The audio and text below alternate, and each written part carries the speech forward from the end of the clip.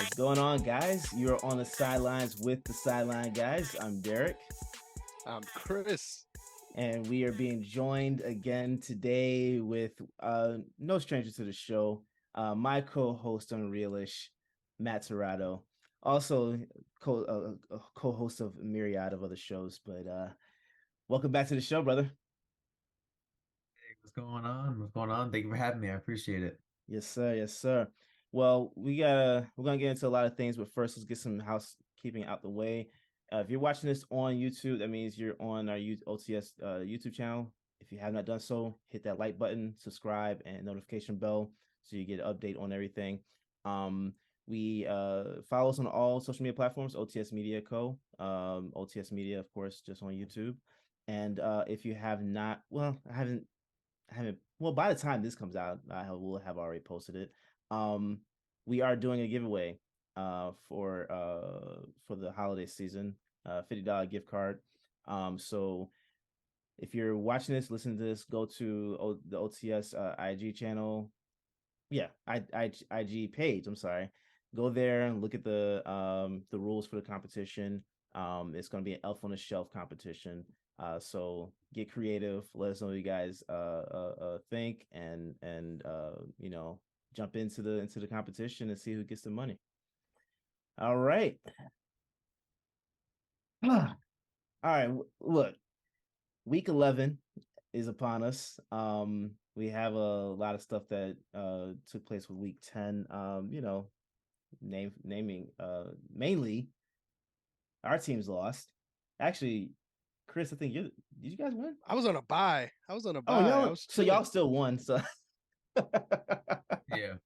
Yeah, Eagles lost for the first time this season, which everybody's losing their collective minds over, and the Bills have lost as well. So, before we get into our Week 11 predictions, Matt, I want to hear your thoughts, bro, because Chris has been saying for the last couple of weeks, we've gone back and forth because before the season started, we said Josh Allen is going to have that rough patch in the middle of the season. I was the one going on a limb that thought maybe this was possibly the year that he was going to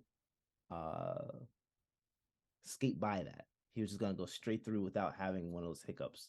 And he's been on a nice little streak lately. So go ahead and give us your thoughts, man. You're the resident Bills fan here. So what are your thoughts on what's been going on with the Bills lately? It's honestly just unacceptable at this point. Like, I was gonna be like totally real. Like, just to put it into perspective, this dude Josh has 6 red zone turnovers, which is more than nearly every other team in the NFL. Right. The only other teams that I don't know the number of teams that compare, but teams in general only have like 5 or 4 red zone turnovers. He has 6 already, and that's within the span of 3 weeks. So let's get that right out of the gate. But just generally speaking, this dude has been playing like absolute trash, and it's honestly just unacceptable at this point. Like, look at the Packers game, right? He was doing perfectly fine in the first half, dominating, and then collectively as a team, we only put up 3 points in the second half. He went on to complete. I think he only completed like 3 passes in the second half. He had 2 picks and 2 touchdowns. The Jets game, I don't even want to talk about that. I mean, this dude had 2 rushing touchdowns, one of which was just like huge, a 31-yard run, and then a 1 QB sneak. And then he went on for 18 to 34, 205, and 2 picks, no passing touchdowns. And then the Vikings game was absolutely disgusting. Everyone's obviously talking about the fact that he muffed the snap in the middle of the end zone. That led to a touchdown. I understand that we tied the game afterwards. We held them to a field goal. And then instead of taking digs on a deep post route or on a quick post route, or even dumping out the Singletary for a 5 to 6 yard gain, he tries to force in the Davis on the in route on Patrick Peterson, who all of a sudden is turning out to be. I'm not saying he was never an all-star corner, but he still has it. So it's honestly, it's just pathetic at this point because like I've been so patient throughout this offseason. I understand that like I'm not expecting Josh Allen to be like perfect at all times. I understand that every quarterback is going to throw an interception. I understand every quarterback, is going to have like a snap. But when he does it consistently week after week and we're losing games, it's just unacceptable. Like, it's just infuriating. Like, there's no excuse for it. We have no run game. And anytime that we run the ball is for a loss of yardage or we gain no yardage, and then McDermott and company goes, oh, okay, let's just not run the ball at all and just have Allen pass the ball again, or just really expect the fact that he's going to take off and run on no design QB runs whatsoever. Right. And then the frustrating part is that when we do run the ball, we keep doing this weird like motion sweep thing where we just decide not to pick up any yards and just like decide to waste true time out the clock. And you guys have been noticing that shit too. Like there are times where we don't run the ball down the middle. Like we literally set a running back in motion with core run blocking. And it's just frustrating. Like I can't really put into fathom, like this team is just so infuriating. I'm tired of losing. Because at the end of the day, like, yeah, we may make the playoffs, but we're not going to win it all. Like, is it possible at this point? There's no way the Chiefs are going to lose another game for the rest of the season unless they get upset by the Chargers. And maybe they get upset by the Raiders or the Broncos, so they get dropped. Maybe you're looking at 3 potential losses because it's an divisional game. The rest of the schedule is easy. But yeah, the Raiders are absolute dog water. The Broncos are probably debatably worse, depending on what you're saying. It's just frustrating. Like I'm tired of it. Like I really am, and it's just there's no excuse for it. There really isn't. So I'll put it this way, right? If we don't make it to the Super Bowl, I want McDermott gone. I want Ken Dorsey off the number one. I want McDermott packing his bags at the end of the season. I want this man like freshly packed. I want him to tell his wife and his kids that you may as well start looking for houses down in Miami or something where they're going to start offering you a job opportunity. Like, go find someplace warm. I want you out the building ASAP. That's number one. Number two, I'm going to tell you right now, Joshua, you better stop doing those picks because I can guarantee you I will go on the field and probably throw more passing touchdowns than you. I did the same back in high school. I didn't have the cameras on at the time. But all that being said, if we lose to the Browns, I'm officially calling the season over. Oh wow. You know what I mean? Yeah. You know what I mean? Like I'm not saying that we're not going to make the playoffs, but let's say best case scenario we win the division, which is already getting more difficult as it is. You know, at the end of the day, like we're not going to make it far. Like we go to Arrowhead and we lose for the third time in a row. I'm not dealing with that emotionally, to be honest with you. I can't. It's not good for my psyche. So yeah, that's about it. We have discussed that's my rant. We have discussed that multiple times on this show about doing what's best for you. Like if you feel you need to move on from this team, don't. I'll tell you right now, when Chip Kelly was the coach in Philly, I was right here. I was a year away from leaving the Eagles because it seemed as if we were in a rut of hell. Like there was nowhere to go, and I'm glad they shipped him off because there was no way I wanted to be with any other team. But Chris, real quick, if the Bills don't get this together, what do you think should be the first move? That's a real good question. I want to take a step back before I answer that. I just got to get this off my chest. I love the passion, right? I love how angry you are. I just got to say that. Hilarious. But at the same time, it reminds me of something that I notice all the time when you see dominant teams, dominant champions, right?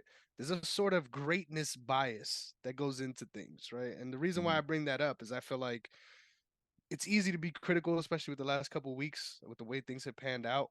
But when you really look at the overall body of work, like you're not watching somebody like Kirk Cousins make mistakes out there. Like I don't think it's the same level of, I like he's like it's fundamental mistakes from you and you need to figure it out because you're not getting it done for us. Like it's nowhere near that level. Like, I mean, a shootout with one of the best teams in the NFL record wise as well isn't a bad place to be in at all. So I get the frustration, I get the anger, but just be a little cautious with that because I feel like you guys are doing so well. Besides that, your defense, so many other bright spots to look at when you consider the whole of it. But as far as moves, right? If you're looking to sort of fix things and blow things up, I don't think you guys have an issue with the line, right? That's why this running back core issue really confuses me. Yeah. I think that you guys could really benefit a lot, and I'm not saying this to toot my own horn here, but from looking at teams like my Ravens, like the 49ers, teams that use their QB in a way to sort of bolster their running back core by making all your options look the same. Like I get why we want Josh Allen in the gun all the time, right? That's where he shines. And at the end of the day, there's probably few quarterbacks that you want in the gun more than him. But at the same time, if you're able to make teams respect the running game, even if it's not even if it's not just your running backs, like if it's him too, like if they have to respect the box and respect that area, it just opens up the floor in a big way. Yeah. And I think a great example of that is just the things that Lamar has been able to achieve this season passing, when you consider the people he's throwing to. Like he has nobody to throw to, but because of the way they activate the run game through the pass, I feel like you guys could really benefit from those kind of things. So I don't know how to exactly implement that, but I think a big one. You guys traded Zach Moss. I hope his name is correct. But you guys traded him. I think the next move would be to go all in on Cook, right? I think he is the future, even though you guys are sort of doubling down on Singletary lately. Like I've been noticing Singletary's been getting a lot of shine. Like double down on Cook in the future of what you have going there. And like you said, stop getting cute. Stop with the sweeps. Let's play hard-nosed football, because at the end of the day, if y'all could get the running game going with what y'all have in the past, like there's nobody that can stop you on offense. And that's not even talking about your defense, which is a great unit. So like I don't think you guys are in nowhere near as much trouble as that rant makes it seem, for sure. But I think as far as moves, clearing out the coaches and really refocusing on getting something going in the running. It doesn't have to, you don't have to be a top 10 Russian team to make teams respect your run game. So I think that's the biggest key ingredient missing. Yeah, most definitely. I agree with that. I just think we just have to give the ball to Josh, to be totally honest. I mean, if our run game does consist of just doing straight sweeps with him, doing quick rollouts where he just picks up the first down on the 3rd and 1, it is what it is. I mean, obviously, like, selfishly, I want to see that because, he's known for hurdling and stiff arming people. And I know obviously they want to protect, the future, right? I mean, he's the face of the franchise at this point, but it's just, I don't know. I feel like, I don't know. It's just, I know I'm kind of exaggerating a bit, but when you blow a triple-digit lead going out of the first, or excuse me, a double-digit lead out of the first half against a team like the Vikings, who to that point have literally been in one-possession games. I think every week to that point they've literally been in games decided by one possession. That's a problem. Outside of when they face right, and that's what. Yeah, outside of when Kirk made Cousins decided to go to his prime time, prime time self, but stay out there somewhere. Pause. Yeah, but pause. Yeah. No, but definitely, but like I don't know, it's kind of like it. And the thing is, I feel like it's more like we're just making mistakes of our own, like the Justin Jefferson catch. I'll say it right now, beautiful. like. Fantastic receiver. I'm gonna be real with you. That was literally, if Cam Lewis bats that down, Jefferson is not catching that. Cam Lewis very literally tried picking off the ball, and that's how Jefferson came down with it. He literally was assisted with the catch. Like George Pickens' catch was way better. Deontay Johnson's catch was real better because he acted like they were like Deontay Johnson was getting held for his one-hander, and then George Pickens literally hyperextended his body while separated and got the ball in bounds. Like, that's more impressive to me. Not saying the Jefferson catch isn't great. Like, again, no disrespect to Jefferson, like best receiver in the NFL, debatably. I know it's conversation between him and Hill, but it's a situation like that. You can't give up 4th and 18. You can't give up 4th and 6. You can't give up. I think we gave up 4th and 2 in that same drive too. I don't even remember. And then obviously there's red zone turnovers need to stop. And that's what's making me nervous because, like, let's say best case scenario, right? we get out of the slump, which is probably going to happen. I know I exaggerated. And I think, Chris, everything you said is literally correct. That's just sort of my frustration boiling in. It's something I need that reality check. But at the end of the day, it's just like we can't be complacent. Like we've played great first half football for the most part, minus the Jets game. So you look at the Packers and always look at the Vikings. Like, wow, everything's going great. The defense is strong, and then we just don't do anything. We, Yeah.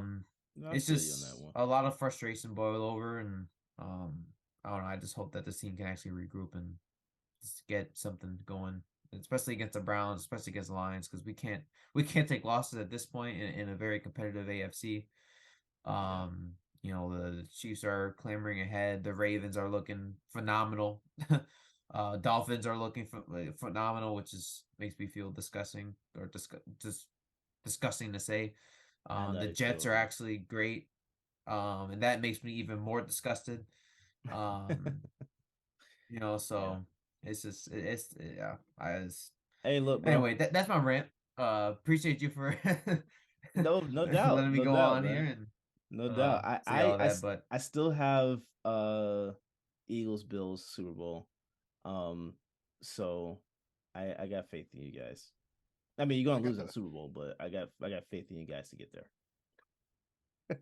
yeah, Yeah, I just gotta say too, like I feel you on that. Like nothing hurts more than a collapse, right? Like my team Yeah. specifically, you can make an argument that my team honestly could be undefeated at this point in the season, and I legitimately oh yeah, believe that. Yeah, yeah, yeah. And in hmm games like that, right, where you have great success, and then it just all gets overwritten by the late game failures. It's hard to feel good about that, right? Like, but you also need to take it for what it is. Like I don't think there's anybody in the league really that I mean, depending on situational teams, right? If you're going with the top rushing teams, but there's not a lot of QBs in the league that you put them on that fucking goal, basically in the end zone, that are going to be able to get out of that situation without a safety. Like it's just so Yeah. many situational things that play together that make that moment feel even worse. So Yeah. I feel you. If anyone knows what it's like to have games snatched away, it's me. And it makes things look way worse. But I've never like don't get me wrong. The last 3 weeks, there's been a lot of passes from Josh Allen that are uncharacteristic, that are going towards defenders, that are should have been picked off. There was more potential picks than there were actual oh picks, yeah. and I think it's an injury issue more than like a mental thing. Like I feel like that's something that we always talk about, sort of the Josh Allen slump on this show, and I think most of the time we allude to it being like a mental lapse. But I think the health issues here are real, and you could see that just the steam coming off the ball. Um, so I think no need to panic, right? We're good. I think the fact that you guys are able to compete that way with, like I said, the best teams in the NFL, Mhm. but fall a little bit short at the end, like it's no big deal. You guys have good teams, a good schedule coming up for the next couple of weeks to put yourself in a better position. Um, so I agree though. If things get worse from here, then we really got some problems. But Yeah. when you look at those games, you really can't take it too hard. So interesting spot to be in for sure. I understand the frustration though. Most definitely, most definitely. Well, let's go ahead and get into it real fast. Week 11. Actually, well, so we're recording this on a Thursday. You guys are not going to get this until Friday. So, um, we are going to give our thoughts on Titans Packers ahead of time. So you'll be hearing this one retroactively. But Titans at Packers Thursday night football, which is atrocious this year, is being hosted by the shop. LeBron James, Mav Carter are going to be hosting Thursday Night Football tonight, which I find very interesting. Um, I had no clue about that. That's interesting. yeah, I don't know how LeBron did that. Um, but Why this game as well? why? Like, That's what I was trying to figure out too. Like he was a Cowboys fan. Now he's saying he's strictly Browns. Why is this not on a game the Browns are playing then? right? You guys play Buffalo like that. I don't know. I don't know. I don't know. I mean, this is just as confusing as Lakers fans feel right now. So I guess we're just feeling how they feel right now. So it is what it is. But Titans at Packers. Who you guys have in this one? I'll take the lead on this one. Ah, two teams that I don't know how to feel about, right? Yeah, yeah. Packers coming off of a good win in a close game, which is something that you can't say much this season, right? So you got to give them credits on that. At the same time, though, um, I think that game really said a lot more about the Cowboys than it did the Packers. I think there Oh, was most definitely. a lot of times where any other team would have probably closed out the Packers. Yeah. So I don't feel good about the Packers coming off that game. At the same time, though, I never feel good about any team being led by Ryan Tannehill. I don't care if you have Derrick Henry back there, and especially with all their wide receiver issues, like the offense is just a mess, dude. Like it is gritty, grimy football, which I do love. Don't get me wrong.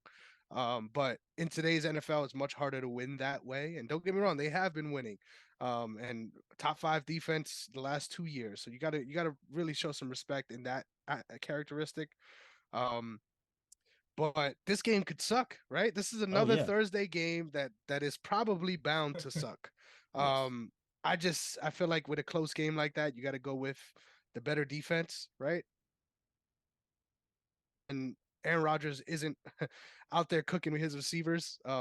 They are far from that. So when he's not doing that, on top of facing a top five defense, like you got some trouble coming your way. So I'm picking the Titans on this one. I'm not confident, right? Like I feel like this Yeah. could go either way.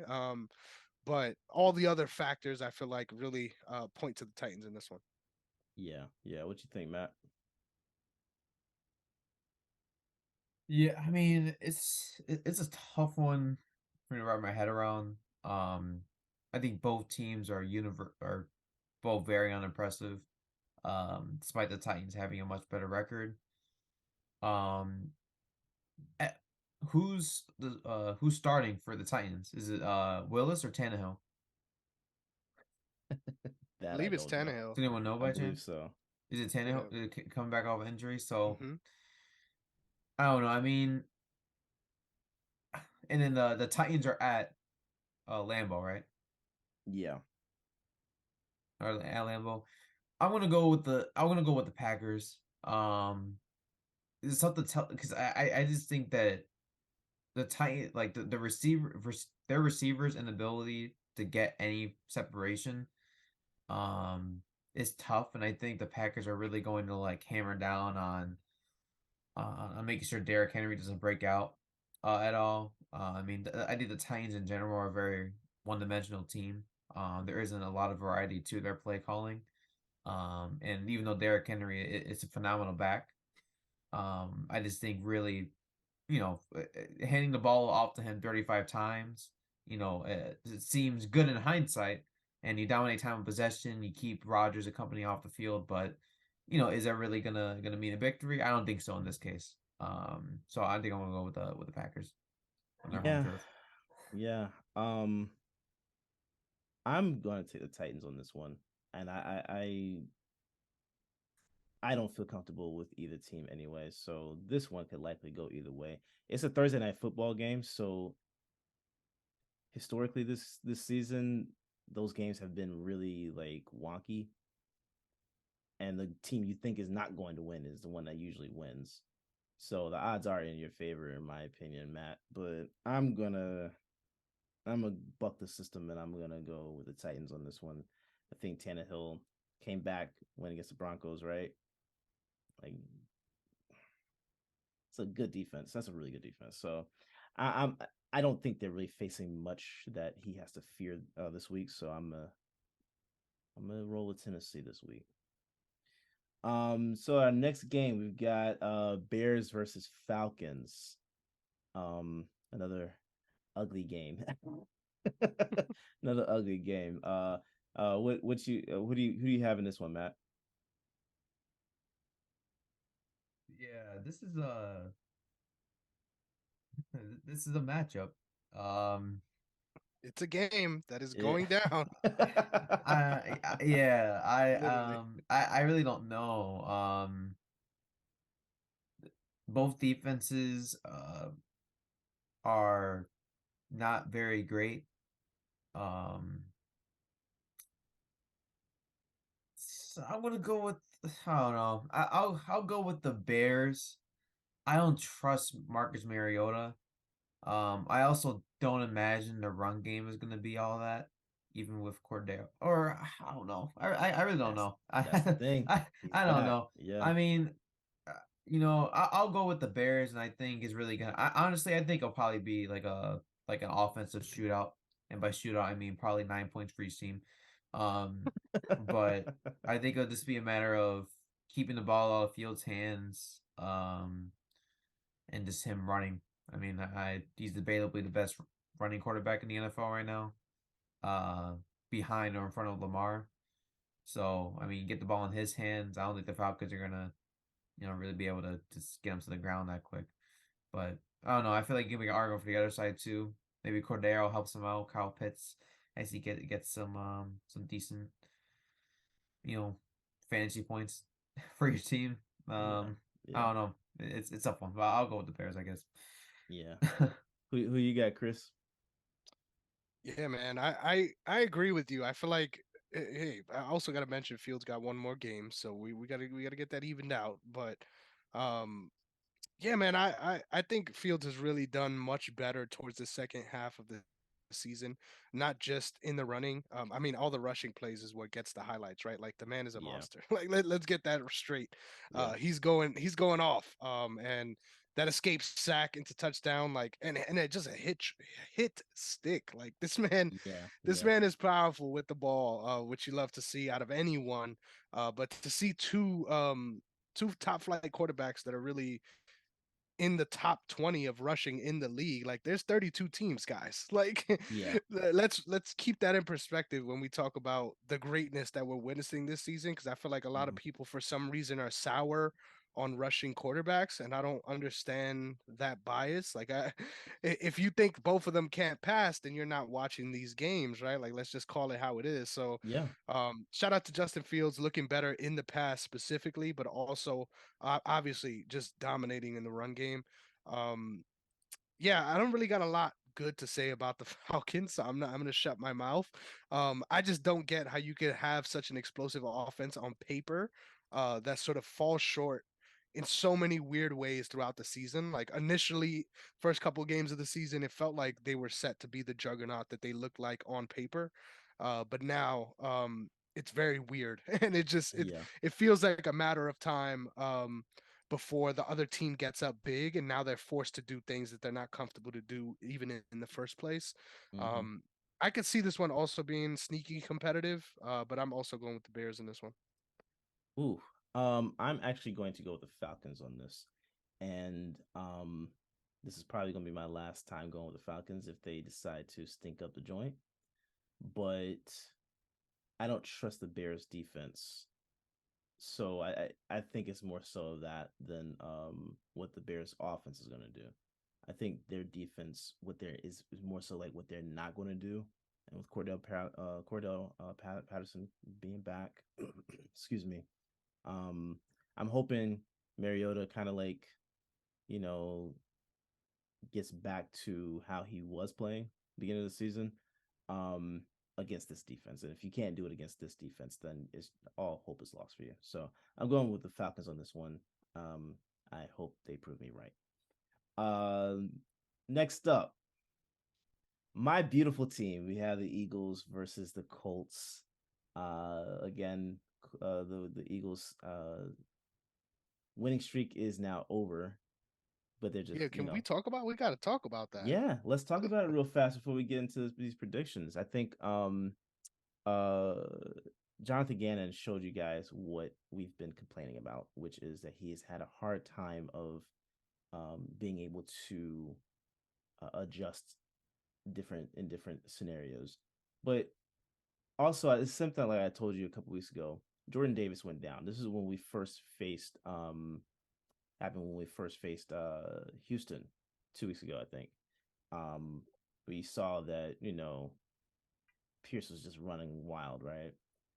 So my main thing is that Fletcher Cox. I'm really looking at him. He has been horrible. Old, right?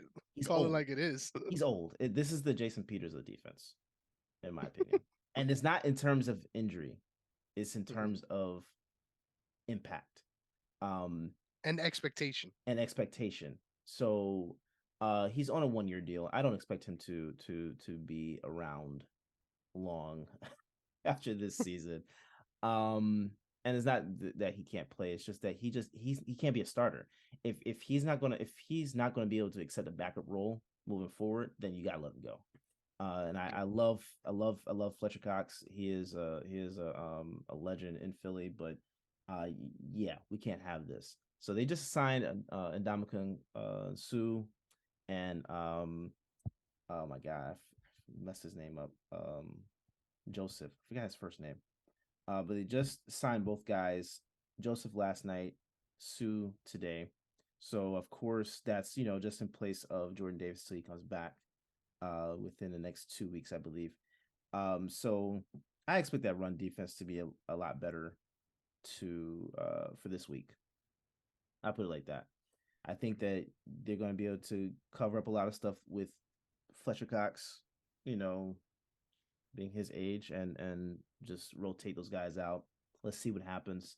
I think we'll be fine though. I'm not overreacting to the loss, right? Like we were still in position to win that game, and you had that unfortunate pick where Jalen Hurts placed the ball in AJ Brown's hands, literally right in the gloves, and the ball bounced up into the defender's hands. What are you going to do about that? Like, what can you do? I don't have. So I'm not. There's a lot of people that are overreacting to it. We weren't going undefeated all season. I'd prefer losing the game now than losing it in the playoffs. It's just like that. I like it's the Commanders. They're still last place. They had their little Super Bowl party. They Chase Young wasn't even on the field, and he's in the back in the locker room with his shirt off. Hey, have fun, drink your beer and all that stuff. You won your Super Bowl. That's all you're gonna do this year. So yeah, they defeated the undefeated team. Congratulations. We're not overreacting. We're still the first place team in the NFC, and I think tied for first place in the league. So what are we overreacting about? I think if there's one thing that I could complain about, and I'm going to be fair on this one, please. I just feel like given the Commanders' track record, there could have been a little bit more offensive explosion so that you weren't in the position you were in the fourth quarter. Of course, the defense plays into that, right? So it's not easy to have all these possessions that I'm expecting you guys to convert on if the defense can't get the ball back, right? But at the same time, just feel like beyond those rushing issues, if you guys were able to put up a little bit more points early, it would have changed the outlook of the game. Almost, it would have put you guys in a position where you didn't have to rely on specifically the run game. So I'm not pushing the panic button like you either, though. Like, I don't think this is something to freak out about. And like you said, I don't get why people are panicking about it anyway. Like, it's a divisional game. Like, do you guys not watch football every year? Like, this is what happens. Thing I never understood. You always lose one game to a divisional team. At minimum one game. I expect us to lose to the Cowboys at some probably we might lose that one because I think we'll already have our place locked up, right? Is later in the season. So I think we could lose to either them or the Giants toward the end of the season. And it's because we're locked up going to in the playoffs, locked in first place. What are we talking about here? You know what I'm saying? Like, you had that interception, then also Watkins caught a monster. Like, that was a beautiful pass by Jalen Hurts. Beautiful pass. He catches it, rolls, and gets back up and didn't secure the ball properly, which when he got tackled, he fumbled the ball. They went in. That's unfortunate, but I'm not sitting here saying, "Oh my God, now we're not going to the Super Bowl." No, we're not. We weren't going undefeated. I said that before. The only thing I told you before the season started is I think we're going to our bye week undefeated, which we did. I have no issues. I mean, I hate losing to this, guys. Yeah, I think it is too. Because now it puts that taste in your mouth. Okay, cool. I mean, Rocky got punched, right? It takes the pressure off you too. Yes, Yeah. yes. Rocky got punched. It's just what, let's Muhammad Ali ignore the lost. undefeated talk. Let's just whistle games. Yeah. You know, I couldn't care less. I couldn't care less. I was laughing actually by halftime. So like, we lost. It is what it is.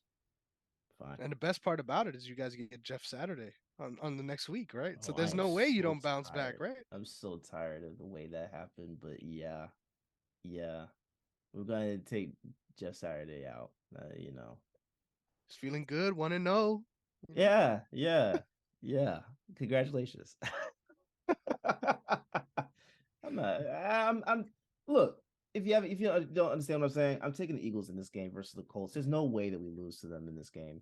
Our run defense will be better, and I think that guys are going to play a little bit sharper. So I'm not worried about them.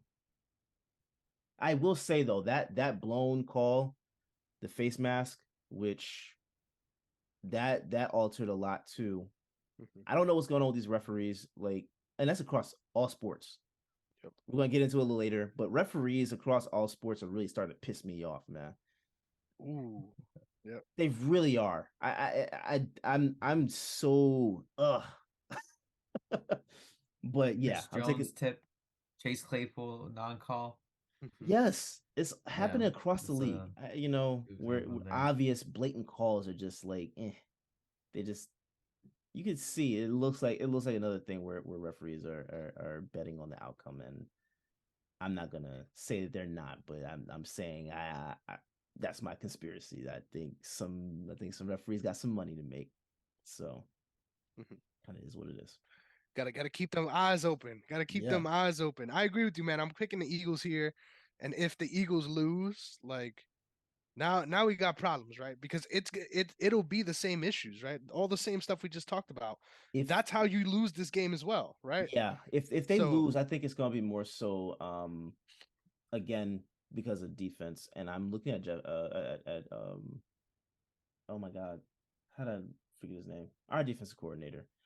I'm Gannon. Thank you. I'm looking at him on this one. If they lose this, but I don't see them losing this game. So yeah, it'll have to be a battle of clock, and the defense for the Colts will have to step up in a big way that they haven't so far this year. Yeah. So, there's no reason to pick against the Eagles here, regardless of who it was you guys lost to. And if you're watching the game, like you said, like all these things point out how we get to that result, right? It's not like you guys are getting cooked the whole game by the Commanders. That's not how this game went. They opened the game. That's how everyone made it seem. In for a touchdown. Easy too. Easy. Like dude walked it in. I'm not worried. Yeah, for sure. You got the Eagles too, Matt? Don't do it. The Colts. Don't do it. Let's go. In an upset. What's the reason though? What makes you feel that? It's the same reason I had for the Chiefs and Colts game week 3. Remember when I told y'all I said I have no reason. I just have a weird feeling. I'm just saying I want to choose the Colts in this one. If I'm right, I'm right, and if I'm wrong, you can clown me. I don't know. It just feels like one of those trap games.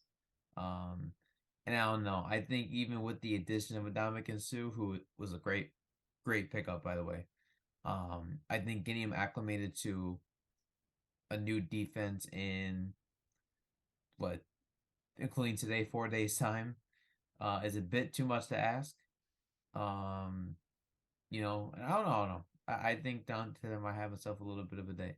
And maybe offensively, in terms of the passing game, the Colts will surprise you too.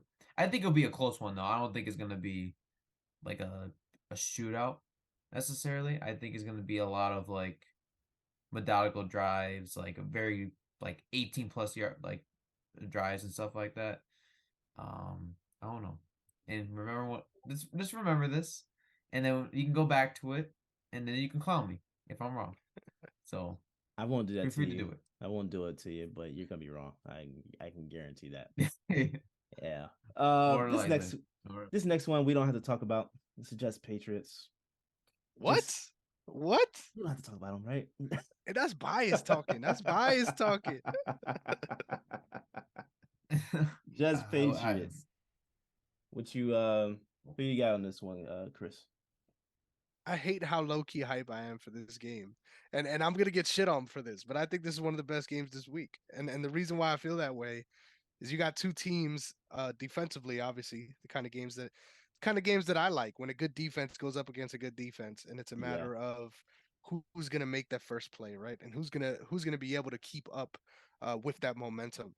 Um, I'm a big fan of what the Jets have been able to achieve so far this year. I think overachieving is an understatement. And the way that they fought through so many injuries, so many Yeah. strange things going on as well. Um, they're such a resilient team, and to be in the spot that they're in right now, considering everything with the division, it being in flux, there's no way I would have saw this coming into the season. Like zero way. Yeah. So shout out to them for being able to put it together this well so far throughout the season. I think the Patriots are the biggest surpriser too, right? I think a couple of weeks ago we were writing them off, and even coming into the season, we were writing that defense off because all of their main pieces left, right? So we're like, yeah, how are you guys gonna figure this out? And I remember saying, sometimes you gotta pat yourself on the back. Yeah. I remember saying, somehow Belichick always seems to find people, right? And I think the biggest anchor for that defense has, of course, been Matthew Judon, former Raven. So someone I'm always looking out for anyway, leading the league in sacks. That is the reason why he is the sole reason why they're successful. Like let's get this straight. If he goes down, their defense is not the juggernaut that it has been so far, and their offense is in such a bad place right now that if their defense is bad, they're not in any of these games. So the fact that they're at where they're at too is really surprising. Crazy. Honestly, I did not expect them to be able to. I expected them to be in the playoff hunt, but I didn't expect them to be able to get over all these offensive woes just because of how strong their defense is. Now, I said a lot to glorify this game. I don't think this game is going to be fun, right? Let's be clear.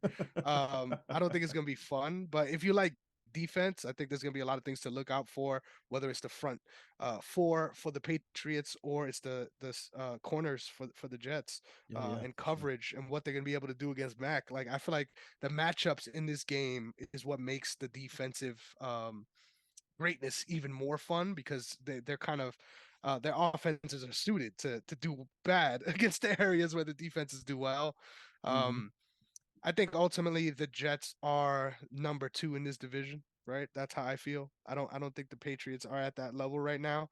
But at the same time, I just feel like this is a trap game. Give me the Patriots at home. Wow. What say you, Matt?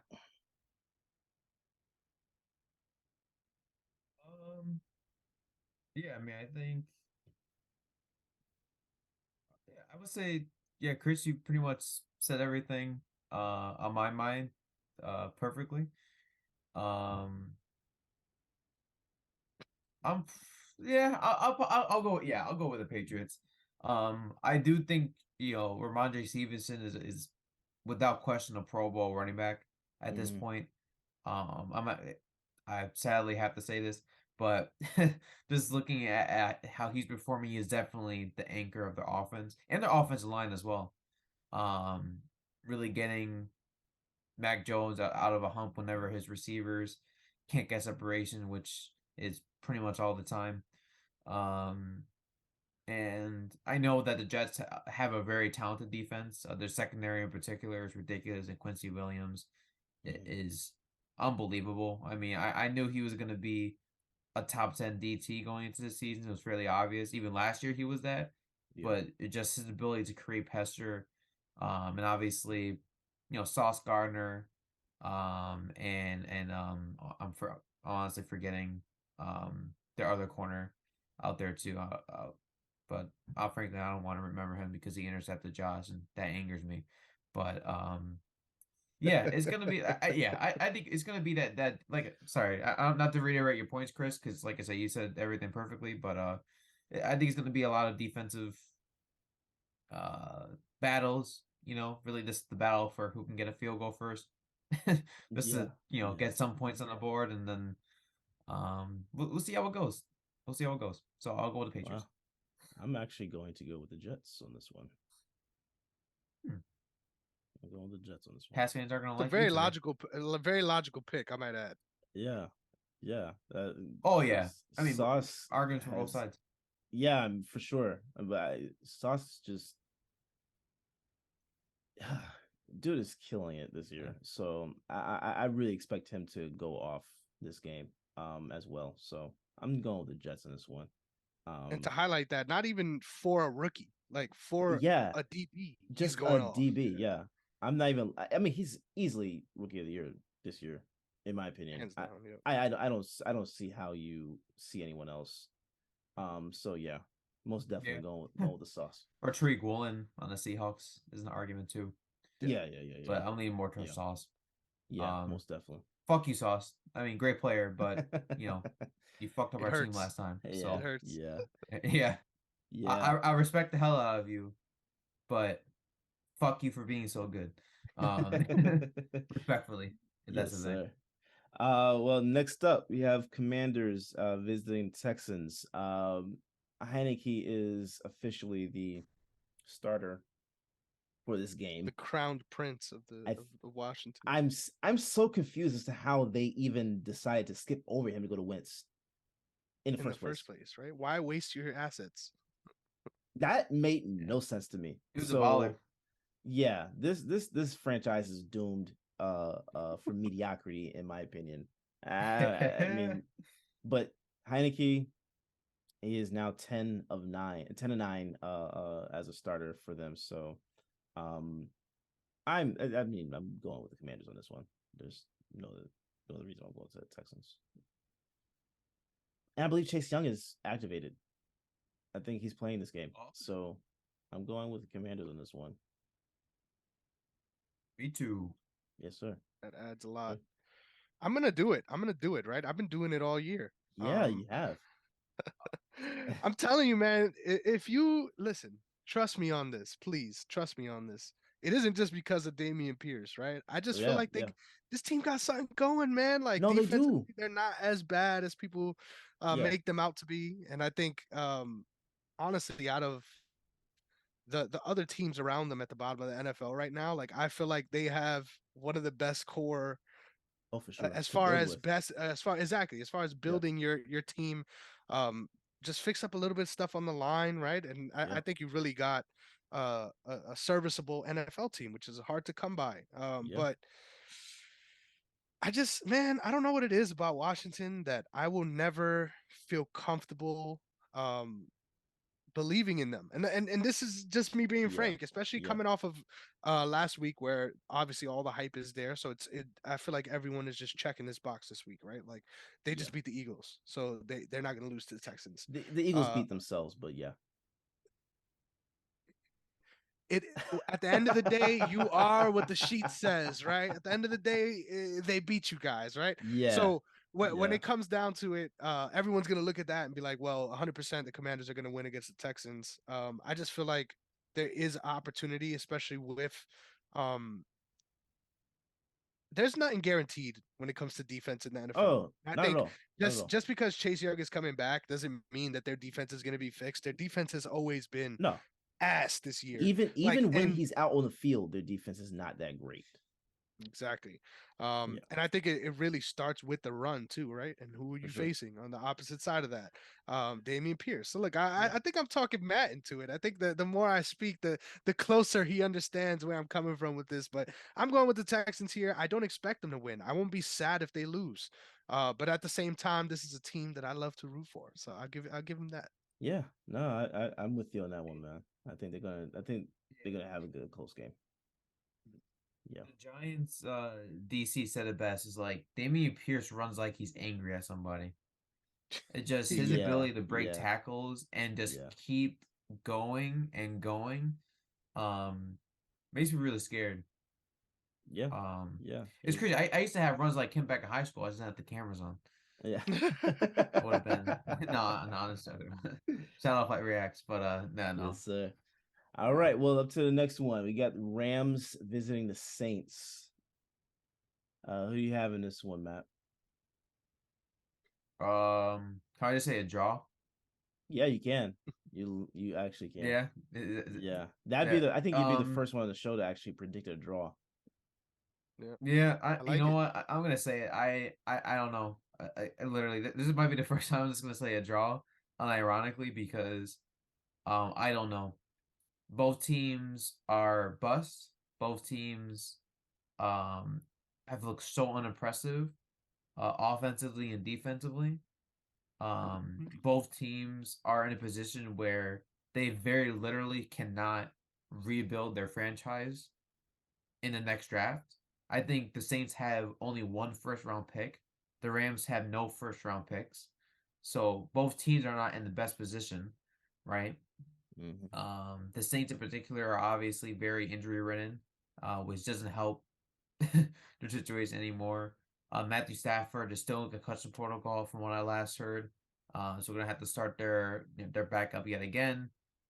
Cooper Kupp is out for 4 weeks on the Rams end.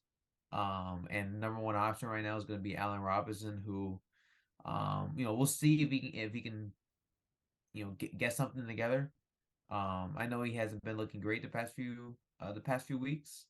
I know he only has just the one touchdown in the season, but we'll see if it's a matter of the scheming, or if it's just a matter of him not being as good as he once was.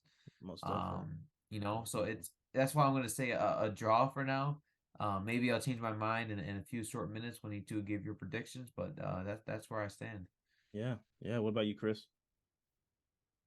Coming into the season, I never would have guessed that that was one of the worst free agency moves, right? Like when I saw it, I was all for it Yeah. 100%. Like I Yeah. never would have thought Yep. that that would have worked out the way it has. And Yeah.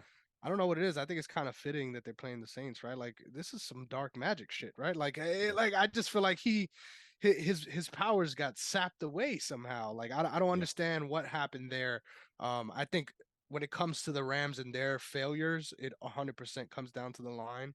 Yes. Um, Most definitely. it, one of the worst units in the league, like hands Yeah. down. So I don't.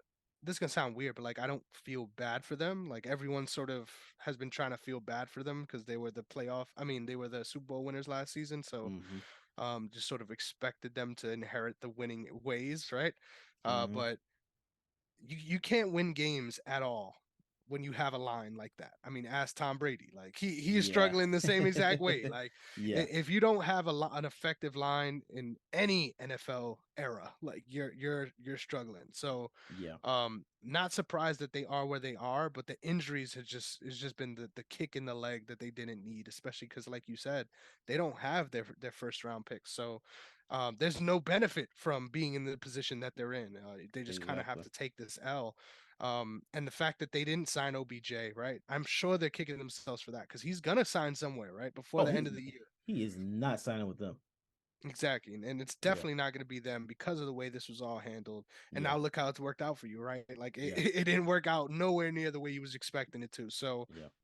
um, yeah, I don't feel bad. And I also Mm. don't see how this team gets good, right? Like even within the next Mm. 2 3 years, like I'm pretty sure Aaron Donald ends up retiring after this season and Yeah. now it's really reset button time, right? Yeah. I don't see it in the future. As far as the Saints, I do see it. I think what makes the Saints weird for me is and I think Derrick feels me on this because last week we both were in the same position, right? Like they Mm-hmm. show us things that we Yeah. think are replicable, right? Like we're Yeah. like, Yeah. Yeah. yeah, Yeah. like they Yeah. look good on defense and they're able to Yeah. figure those things out. Like maybe they could keep this close, right? And Alvaro is always going to cook, so you start the wheels start turning, right? Mm-hmm. But then out of nowhere, they show up like they did last week and just look absolutely abysmal and Yeah. lost on Yeah. defense, which doesn't make any sense against a team like the Steelers. Like let's be clear, that's another Exactly. team with a terrible offensive line. So you Mm-hmm. should be able to exploit those things, and they weren't. I don't feel comfortable about either of these teams, like you said, but there's no way that I'm picking the Rams here. So I'm going with the Saints. Yeah, I don't feel comfortable with either team either. You can make a case for either one of them to win. You can make a case for either one of them to lose.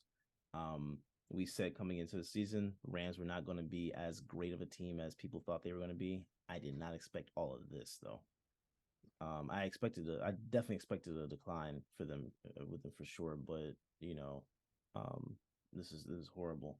I'm picking the Saints for sure. I can't pick the Rams. In fact, we talked about timing is everything before, right? I traded Cooper Cup and DeAndre Swift 2 weeks ago for a first round pick because I knew. You remember Matt when you were on? We were talking about you gotta know when your time is up in the league and you gotta plan for the future for the next season. I started planning for my season in week 3 because I already knew my team was not gonna do it. They just were not pulling up, and I traded Cooper Cup, DeAndre Swift 2 weeks ago for a first round pick, and Only? no, I Only a got I got first? I got some I got some other things, Okay. but it was mainly the first round pick that I was looking for. So I had 2 first round picks next season, and yeah, the guy who took him on was second place in the league. I think he might be regretting that move. So yeah, um, got him. Too late to But yeah. veto that now, Oh, baby. oh yeah, no. Someone texted me. Someone Yeah. texted me the other day. Was like, "You gonna give him his pick back?" I said, "There's no insurance policy with a trade. Hell no. I'm taking that first round pick. I'm keeping it. It's mine. What you gonna do? Shouldn't have accepted it. You know, Right? accepted So, it? Yeah. I mean, hey, it is what it is. Moving on. Browns versus Bills. This has now been flexed over to Detroit. So there is no home team. But yeah, go ahead and put me down for the Bills on this one. I think I still believe in them. I think they're gonna get it done in this one. Who do you have in this one, Chris? oh man, I want to act like I'm gonna pick the Browns, but I think if Deshaun Watson was here, it might be a different conversation, right? Yeah, yeah. And that's not me throwing shade either. Jacoby Brissett, I think he's done a really good job with all he's had to deal with. Mm-hmm. Um, this team is gonna show up and do what they do at the end of the day, right? Like Oh they're yeah. gonna run the ball well. They're gonna make it hard on you. It's not gonna be an easy game. But I just feel like when watching this Browns team as much as I have this season, I think the biggest problem really is in the the pass. So perfect checkbox there, right? Mm-hmm. And their run defense isn't that good either. And guess what? Guess what? They're not gonna have to worry about that in this matchup. So Yeah. that makes them smile a little bit. I could see situations where this game gets really, really murky, right? And I'm not trying to do this to you, Matt, but I could see scenarios, right, where the Browns are keeping these drives going extra long, right? Barely getting field goals, Yeah. keeping the time possession up, Fine. and making this Oh, a yeah. struggle of a game, right? Um, I guess my biggest concern in a matchup like that is how healthy is Josh Allen really? Like how serious is this? Because I feel like it's always being downplayed, right? And you Mm-hmm. see all the wonderful things that he's able to do throwing the ball anyway. So it's like, hey, everything's fine. But when you're somebody that's relied upon as much as he is, like I think there's not two other offenses in the NFL that relies more on one player than the Bills do on him. Mm-hmm. So that's what makes this a scary trap situation for me. I Yeah. don't think the Browns are a live dog. Like, let me be clear. The Bills should 100% be favored in this, regardless of who's in home turf. But at the end of the day, um, the what makes the Bills special should 100% negate anything that the Browns should have positively as far as the run game. So I feel like I'm leaning 100% towards the Bills here, and I'm pretty confident that they're going to win. But Yeah. if this game gets messy, right, and if this game gets ugly in the way that we know it can, I think really the panic button that we was hitting earlier, I think now it's really time to definitely hammer that. So Yes, I'm sir. hoping we don't get there, going with the Bills. But scary situation for sure. Yes, sir. What you think, Matt? Yeah, so I was dangerously close to picking the Browns. Sadness And hedge. that's just the I God's love it. honest truth. Um, and it's funny too because before the season started, I had the Vikings or the Browns upsetting us. I was looking at I was looking at them and I said, I don't know, something tells me one of those teams are gonna just do something weird. You know what I mean? The Viking upset happened. Right, yeah. Yeah, it was upset because I think we were favored again, which is annoying. I mean, everything on paper should have us winning this game. And that's what makes me feel less confident.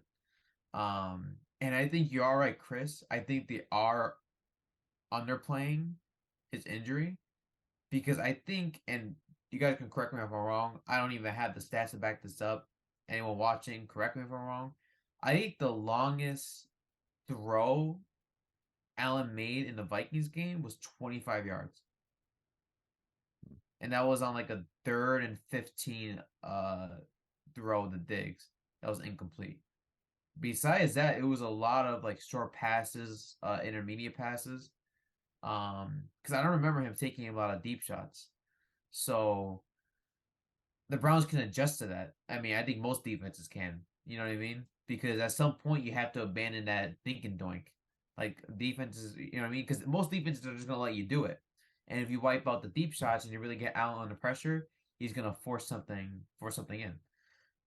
So and then the Browns run game is obviously great on every level. I know they fell to the Dolphins last week and everything. But it's just that's the ebbs and flows, right? I mean, you can't expect, and no star running back is going to have 100+ yards rushing a game. That's just not how it works, right? Do I think our defense will come to play? Maybe. I mean, Jordan Poyer can be a difference maker. You know, so I'll go with the I'll go with the Bills. I'll go with the Bills. I'll go with the Bills. Yes, sir. Yeah. Yes, We'll leave it like that. I don't want to jinx us. If you lose, my panic button is definitely gonna start activating. If we lose to the Lions, yeah, I may as well abandon all just hope. unpacking my bags. Yeah. Abandon all hope. Start from the beginning. And I'll find a new AFC team to root for. So Hey, there you go. I'll be yeah. Yes, sir. No, I won't do that. I'll still support my Bills, but yes, sir. yeah. All right. Well, moving on. I think the next one, a couple of ones we can pretty much skip pretty fast. But Panthers versus Ravens. Chris, take it away, brother. All I gotta say is I'm so happy that we're coming off the bye, right? Considering the injuries that we've been dealing with, because this now, and I'm calling this right now, this is the week that the Ravens offense turns into something similar to what we saw with Tom Brady when he had a certain murderer and Rob Gronkowski on their team. And I'm saying that as frank as I can because I think we have two of the best tight ends in the league. And I think if now that we're able to see that Isaiah Likely can produce on that same level, I really can't wait to see them incorporate both of them on the field at the same time. Like I think Mark Andrews still being a little bit injured is going to force that, but I think that's going to be something that I think is a permanent fixture of this offense moving forward. It could only make the running game even better, dude. Yeah, like you said. So I'm going with the Ravens big against the Panthers on this one. Yes, sir. I'm going with the Ravens as well. I'm gonna see how you go against them. Matt, what you got, brother? So I was actually taking a look at some things. And stuff and things. Yeah, stuff and things. And because I think I saw because I looked on my phone real quick. I was looking at the Ravens and Saints game. Okay, I took a quick peek. Okay. And Lamar, didn't have a very high, didn't have a lot of completions. He only had one touchdown. The run game is what saved them. And they're coming off a bye week. So you're gonna hate me, Chris. Derrick, you're probably never gonna look at me the same again. I'm going with the Panthers to beat the Ravens. Is that Baker was that at Mayfield? home? Ravens are at home. Burn, baby, burn. Because I was gonna say it's not Baker. It is no Baker that's making you feel this way. Baker, no. Ooh, yeah. I am going with the Panthers to beat the Ravens. You are a brave man. Yeah. because there's Brian no Burns way better to. go off. That's Oh all I gotta yeah, say. nah, for sure he better. Because yeah, Baker Mayfield ain't doing anything out there. All right. Well, the next up we got Lions versus Giants. Giants at home. I'm definitely taking the Giants on this one. Got to make it interesting, right? You gotta Yeah, have make them it hanging interesting. on you on that last word. Yeah. Yes, sir. I Yes, want to sir. talk myself into the Lions here. Like I really do. I really want to. But you know better. Yeah, I do know better. But the only reason I'm saying that is because of what I see from Brian Daboll. Like shout out to Brian Daboll Oh last yeah, week. yeah. In bro, in a game that they were always in control over, right? Yeah. In a game that they were always winning. On the sideline, just absolutely tearing his guys a new one for not scoring a second touchdown and getting a field goal. Yeah. Like, let me be real. Against the Falcons, right? At this point of the season, who's really what? It's not a big deal, right? But to see that, like, they need a leader like that, not just for the young players, but for the culture of the team, right? Like I feel like New Yorkers love this guy for good reason, and I think them paying attention to those small details is what's going to keep them a good team when they weren't supposed to be, right? Like I still don't think they have top flight talent. I still don't think that they're good to win all these close games like they have been. I think there's going to be a lot of teams in the NFL that get out ahead of them early, and there's no way they're going to come back. But knowing your weaknesses, right, and making sure that your team understands what you need to do to win, like you can't ask anything. That is what the coach is there for. Like you cannot ask anything else of the coach. So shout out to Brian Daboll keeping this team actually really changing the culture, right? Because this was a losing organization last year, and nobody expected them to be anywhere near as good as they are this year. I still think they're not a good team. Like that's why I want to talk myself into the Lions, right? Because I still think they've overperformed more so than even the Jets, in my opinion, just based on the talent. So I don't know, man. I think the Lions are a live dog here, especially considering how they fared in that game against the Bears, where I thought they were a lock to lose with the kind of plays that Justin Fields was making. It was one of those games you're red zone peaking, right? You're not really watching, but you're seeing the big scores, and you're like, yeah, the Lions are probably going to lose this, and they ended up finding a way to tough that one out. So I think this is going to be a gritty, grimy, tough game. But Giants have been somehow coming out on top of those, so I'll go with the Giants as well. Yes, sir, Matt. What you got? I don't know if I ever told you guys. This is something I've kind of kept to myself for a little while, out of fear of being roasted. But I've actually been a bit of a Giants fan, even going back to last year, because I actually felt like really bad for them. Wait, hold on. Yeah. You're a Bills fan. Yeah. You're a Chargers fan. Well, and you're a part-time Giants fan? No, I have an NFC team to root for. But for the Chargers, it was more like I was just saying it for the hell of it. I never even meant half of what I said about the Chargers. But no, when it comes to Giants, I'm like, yeah. So the Chargers, no. The whole Chargers thing, like I mean, I like the Chargers like as a team and everything. But like, would I ever root for them? No. Like I don't get like I watch their games. I'm like, yeah, come on, Herbert, like do your thing. Like he's a baller and everything like that. Like it's sort of one of those teams like you nonchalantly root for. You know what I mean? But you root for, but you don't root for. Yeah, exactly. So and a lot of what I said was hyperbolic. Yeah, but a lot of so hold on 1 second. Hold on. Okay. Just hear me out. I kept that secret for a long time. I never told anybody kept it that. A secret. I know. I was a Giants fan. Stayed a secret, bro. I was an Eli Manning fan growing up, but I never understood football. So I know, but I kept that to myself because I didn't know anything about football. So I didn't. No, we're not gonna. He's gonna find out on the podcast. It's family secrets we're covering on the show this week. So John and Angel don't know that you are a Giants fan. No, I listen. I'm about to get roasted in the chat. I don't want to hear that, bro. You're going to get roasted. I want you to prepare for that. No. Oh, See, it's all right. It's all right. At least I admit it, right? Like You I shouldn't admit have. I should, yeah. You should Yeah. have kept that to yourself, bro. That's out of love. I'm telling you Okay. that out of love. Okay. I like. All right. I'll put it this way. I mean, would it be better? So I'll put it this way, right? I'll put it this way. Let me put it this way real quick. So would you rather me be a Giants fan or a bandwagon of a really good NFC team? I'd rather you just be a Bills fan. I'm old school. Well, I mean, I need an NFC. You don't do NFC team and a Bills fan? You don't do AFC and NFC? Hell no. Hell no. I am one. I agree. I am one team.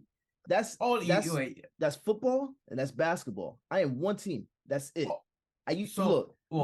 You see that Eagles helmet?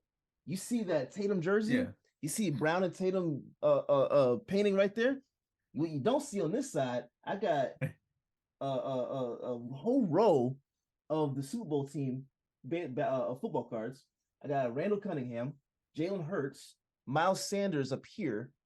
I got an Eagles football back here on the shelf back here. You probably can't see that right now, but that's the Super Bowl team that signed that whole thing. I am all in on one team. That is it. That's why I can't get into baseball, because I don't have a team. That's why I can't get into soccer, because I don't have a team. That's why I can't get into the college game, because I don't have a team.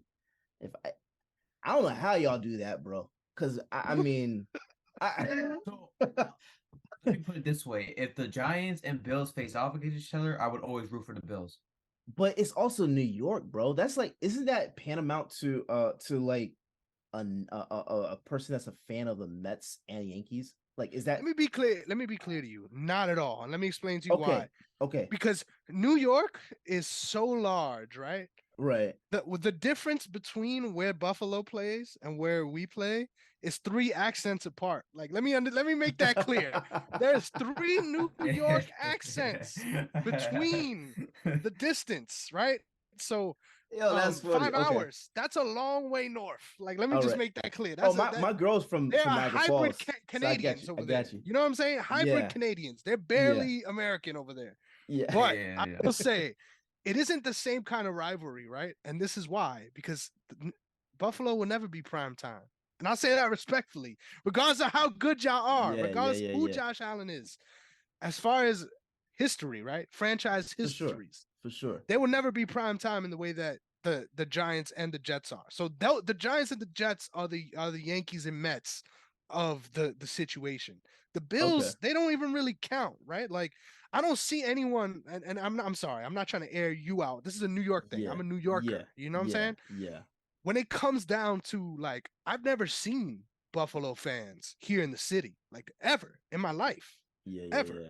So I feel like it's such a different, it's such a different, like, fan base. But I see what you mean. I see why you would think that, though. You know what I mean? All right. I just figured it's New York. Like, I just figured because it's New York, that would be a. So it's just Buffalo is so. I mean, you both know, like, Buffalo is so specific, and where the New York Giants and Jets are, like, there's like. It's just they're in Jersey. They feel like they feel like I mean, they're exactly. I mean, they're in Jersey, right? So, like, they're in the same state, but they're inherently different places. You know what I mean? Like, different cultures, everything. That is interesting. So it's kind of hard to. That is very interesting, bro. Yeah. But I got a question for you, and this is me being real. I'm not trying to pick at you, right? But what was it about this team last year that made you feel like these were your guys? Like, not this year, last year. That was like, you know what? I gotta watch this Giants team. Like, what was it? Yeah, because they had nothing going for them. I mean, they still don't. No, honestly. They definitely did last year. Last year I was they got Brian Dable and Saquon now. Yeah. So to give a bit of, like, chronology, so last year I said I was gonna be a Packers fan because they were in the same situation. What's going on, bro? What's going on, bro? Listen. No. I said no. Listen to the chronology. So 2021 was my first NFL season that I watched, and so that's right. That's right. Yeah, do you understand? So I didn't know Chris any. Dying, I didn't know any. I didn't. Yeah. So I didn't know any. Yeah, it's very obvious, but no, I didn't. So I didn't know any teams, any quarterbacks, etc. But I said, you know what? I don't feel like looking up each individual team. Let me just choose a team who did just as good as us last season, and I'll root for them for the hell of it because it makes me feel good that at least I'm a quote unquote fan. I put that term loosely because I didn't know anything about the Packers other than Aaron Rodgers and Devontae Adams. That they're good, but I also knew that they choked in the playoffs and that I wouldn't care if they really win or lose. Now, obviously, Angel and John made their jokes and saying like, "Oh, Aaron Rodgers sucks." Like, obviously, like Aaron Rodgers didn't suck last year and everything like that. But then nearing the end of the season, I was like, the Packers are the Packers, like whatever. I'm more focused on the Bills, and we were going through that rough stretch. Like, I don't have, you know what I mean? Like, I care more about the Bills than anything else. Like, I want them to go to the playoffs, obviously the Super Bowl, everything like that. But then when it came to the Giants, like I genuinely like felt really bad for them, and I really like Saquon Barkley just as like a person and everything. But at the same time, it was like he's riddled with shit coaching, and he's riddled with a shit O line. I mean, he still suffers from a shit O line right now. I mean, that's not a cohesive unit, but he's just Saquon Barkley, like his real old self again, and everything. And it's also one of those things too, where like I feel like there's a certain charm in liking bad teams because it really shows that like you're not gonna bandwagon after any good team in the NFL.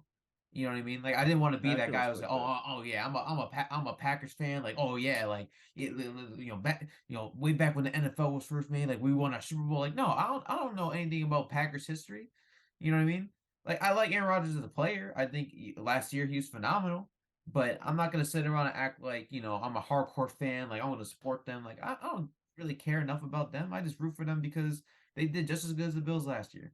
But then going into this season, I wanted Brian Daboll gone, but I also wanted to see him do well. And I said I think he's gonna be an interesting pick for them. I don't see them being that. I sure as hell never thought they were gonna win 7 games to this point.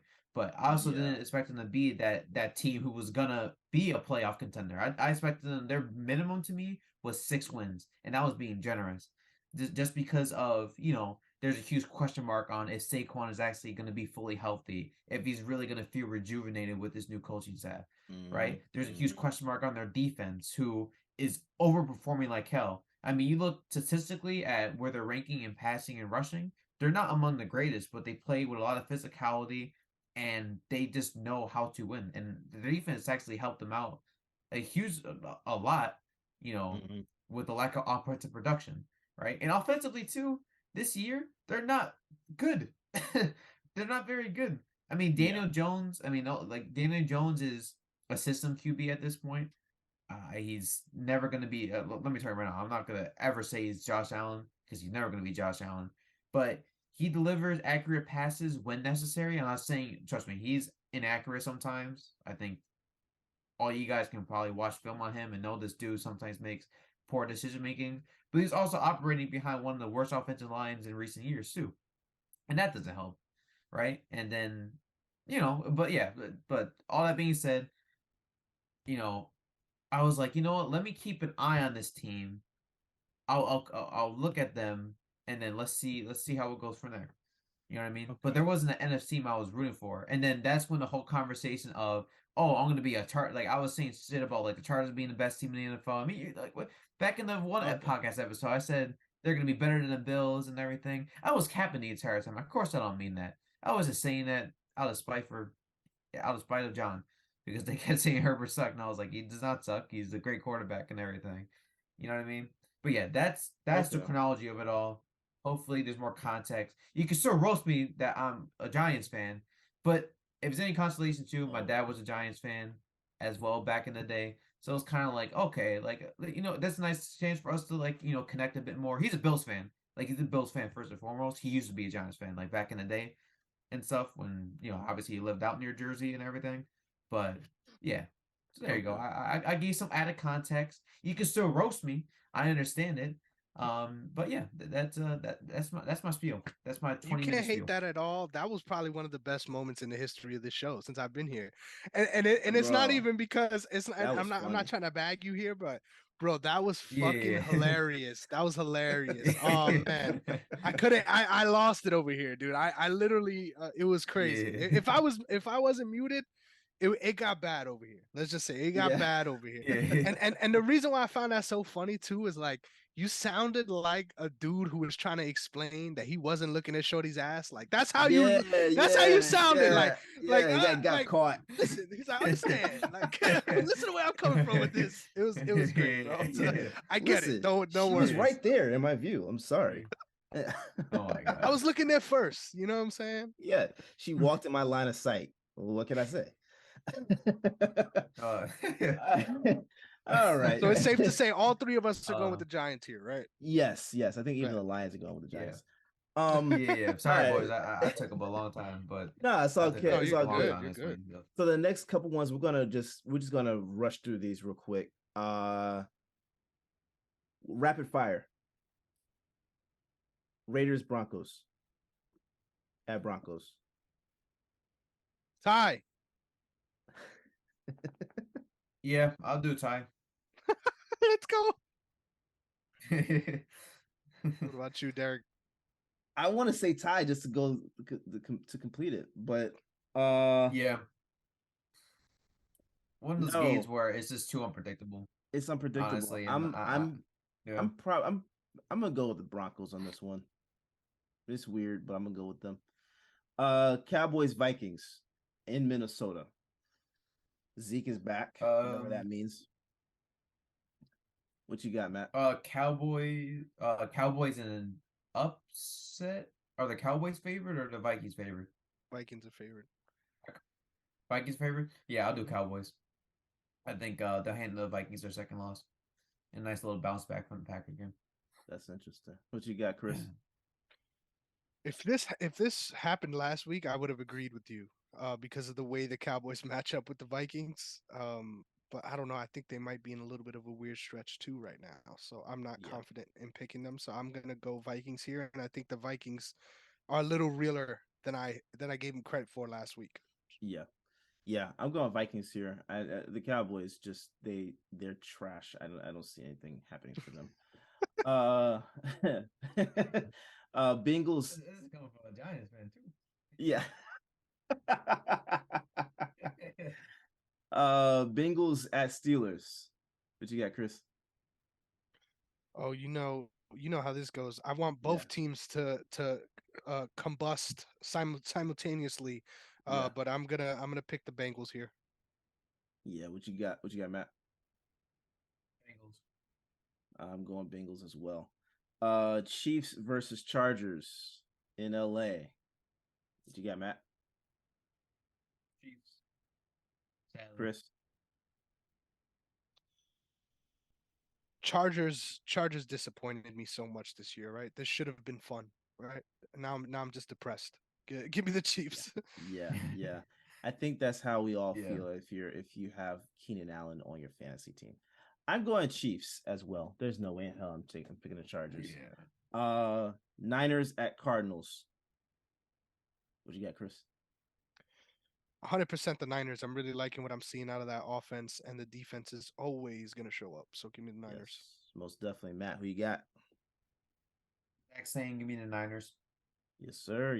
I'm going Niners. We're going to complete the sweep. Real quick, some NBA news.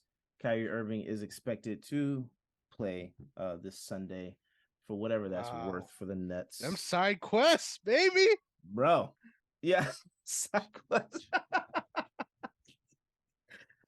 My man's got hella VC for this game. He's gonna come through with an arm sleeve, a headband. He's got all the VC after all the side quests he had to do. Oh man, I again, I don't think we can really say much that anyone has not said. I think the Nets have completely mishandled this portion of it. I think it was fair to give them, punishment early on, but the way that they prolonged this was completely inaccurate on how you should, and especially with Josiah coming out saying that he believes that Kyrie Irving is not anti-Semitic. I think that they really shot themselves in the foot.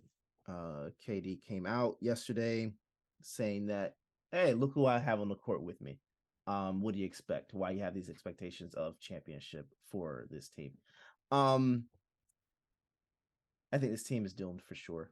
I don't see anything great happening for them. We've said this time and time again. They botched this years ago, like before this even took place this year. So this was a foregone conclusion that they were going to go down this route. But yeah, they're doomed. So you got the. I saw this actually out today. You have both KD. I mean, all three: KD, Steph, and LeBron all led teams that are under 500 currently as we speak are under 500. Is this an end of an era? Ooh, I wasn't ready for this line of questioning today. I'm not gonna lie. I had not thought of that. Yeah. I don't think so. I think a couple of those teams in that mix, I'm looking at you Warriors, are a little bit more suited to bounce back from this. Right. But I think it's always safe to say at the end of the day, when you're watching any sport, right? Like you kind of have to put your money down on youth, right? Like at the end of the day, sure. the fact that a lot of those guys have been as impressive they have been for this long, speaks a lot more about their greatness than it does about that being a normal thing, right? Mm-hmm. I think it's not the end that we saw of any of these guys, right? I feel like they're going to find themselves in different scenarios. I just think this is the end of the era where teams are being built off the backs of 2K of fantasies, right? Like I feel like that's the era that's done. Yeah. Like I think the damage it does to not just your immediate team, but the organization moving forward. For the sake of a championship, right? Like LA can smile and say like it's okay, right? Because they got the ring, regardless of whether it passes the diamond test or not. The Nets cannot say that at all, right? The Nets are nowhere near that. So that's the era that's really dying here. I don't think those guys, and I think their production speaks for it too. Like those guys aren't done. I think it's over in terms of LeBron ever leading a team to a championship. I think it's done in terms of the core for the Warriors. Like I think we're at the end of their era. Are they done? No, but is it? I think we're at the end of their dominance. Just like I told you during the finals, they were not the better team. We just choked that away and gave it to them honestly. So but yeah, Brooklyn's Brooklyn. I mean, yeah. I mean, they've wasted. I don't even feel bad for. I don't feel bad for KD. I don't feel bad for LeBron. They chose those scenarios. So I mean, at the end of the day, it is what it is. It's on them. They are laying in the bed that they made. Another team that's sneaky in that mix too is the Heat. Yeah, like they don't have the star guy to point to necessarily, but they're in that same mix too. Oh yeah. Second round bounce for sure this year. But yeah, let's go ahead and get into it real quick, bro. We had UFC 281 on Saturday. There's a lot that took place. I can only discuss the main event because that was what I saw. But go ahead and give a quick rundown of the main card or what you thought with that event. So I'll go bottom to top, right? You gotta get something to salivate for. Yeah. And the reason why I wanted to highlight a lot of these different performances is because I gotta say, as a whole, this was probably the best card of the year. Not because coming in, that was the thought. Like I think the main card said that, right? Yeah. But I thought the undercard of this really delivered and showed a lot of different potential players in these divisions moving forward that I'm really pumped about. So I want to sort of go down the line and sort of talk about the narratives real quick, just to highlight the wins here, right? So the first one I want to talk about, Carlos Ulberg knocks out Nikolai Negomereanu in the first round. Surprising result. This is why I love MMA, right? Because MMA math makes no sense. So let me just quickly explain this to you guys. There's someone that's fighting next week, right? His name is Kennedy Nzechukwu. They both had fought this man. These names, Jesus! Shout out to John Anik, man. He's the reason. It's because I hear him say their name. Yeah. So actually, it's spelled in Nzechukwu, like I said, but it's pronounced Nchukwi. So I just remembered that. So thank you. But John Anik does such a great job of the phonetics, right? Getting you to understand how to say these people's names. So I think a little bit rubs off on me. But He is someone who I think is a bright prospect at 205, and they both fought him, right? Here's the details on this. Nikolai Negomereanu knocked him out in the third round in a comeback fashion, right? Kennedy Nzechukwu knocked out Carlos Oberg in a comeback fashion, right? So coming into the matchup, MMA math tells you Negomereanu got this, right? Yeah, not at all. Styles make fights, and that's the only thing that matters. It doesn't matter who you beat, how you beat them, how you fight is what matters, and how you're coming up and matching up against your opponent. And I think in this fight, man, Oberg just has a style that really makes people guess, right? He comes out of the same camp as Adesanya, does such a good job of being tricky on the feet, giving you things so you feel like you're safe in that same long distance range, and then out of nowhere just cracks you with a hard shot from far away that keeps you reaching now. So now you got hit from so far away that now you have to sort of close the distance because you don't feel safe. And that gives him exactly what he ordered, right? So he started with the leg kicks, chopped out Nikolai's legs, and then made him desperate, made him start coming forward all within the span of 3 minutes, and ends up landing a beautiful left hook that just had him lost, like literally had him lost. Didn't know where he was. Huge, big, like just career turnaround for Carlos Oberg. This is somebody who is in the top 5 Chippendales team of the UFC, right? This is someone that if your shorty's going to a bachelorette party, like, and you find out he's there, like, you got problems, bro. Like, you got serious problems because this dude. Listen, I am very straight. I'm as straight as you can get, but that man got it. You feel me? I could be honest with somebody got it. And he's a looker, so you won't expect he'd be able to fight the way he does. But I think that really speaks to the greatness of Izzy's camp, that they're able to produce multiple fighters who can be disciplined in the same way. I don't think people understand how difficult that is. If you look at a lot of camps historically, they have a lot of great people, right? A lot of great individual fighters. But show me a team where those great fighters fight the same. It's very hard to find. So shout out to City Kickboxing. They're doing the damn thing, and Oberg looked great. Next up, Trezano versus Sungwoo Choi. I just gotta say this right now. If you did not watch this fight, treat yourself. It is only a 5-minute fight. It only lasted 1 round. This was the second, in my opinion, the second runner-up for fight of the night. Both of these guys got dropped multiple times in a span of 5 minutes, and there was a double knockdown in this fight. Both of these guys, same time, left hook, drops each other at the exact same moment. Crazy. Just the pandemonium that makes MMA so great, encapsulated in one fight. That's it right there. So check it out. Mike Trezano versus Sungwoo Choi. Both guys that I think are just on the all action team of the UFC, right? Not everyone's going to be a contender, and that's just the reality of it. But you can make a damn good career out of putting on performances like that. So shout out to Mike Trezano coming up on top of a war. And it's hard to find a 5-minute war. That was awesome. Next up, Matt Frivola knocking out Isaac. Man, all I got to say about this one is New York to the bone, right? Like, this dude came out to the Edwin Diaz trumpet song, right? When the Mets closer comes out, he comes out to the trumpets. He came out to that, and the crowd was going absolutely nuts for him. He's a character, man, that I really like in this sport. He's someone who's had hardships, someone that's gotten knocked out in 11 seconds, right, in historical fashion in the UFC, and still has worked on his game in a way that he's able to capitalize on people's mistakes, which is what you really need at this division. And when you think, right, the career path of someone who was exploited for his mistakes and is now doing that to other people, like that, people don't understand how resilient that is. Like, just the fact that you're able to succeed again, period, says a lot about who you are. But the fact that now you're able to do some of the things that people were able to do to you, like, that really speaks to self-introspection and understanding where you went wrong and trying to fix those things. So Matt Frivola deserves all the love. Landed a beautiful left hook that just sent Isatar straight crumpled to the canvas. Crazy knockout.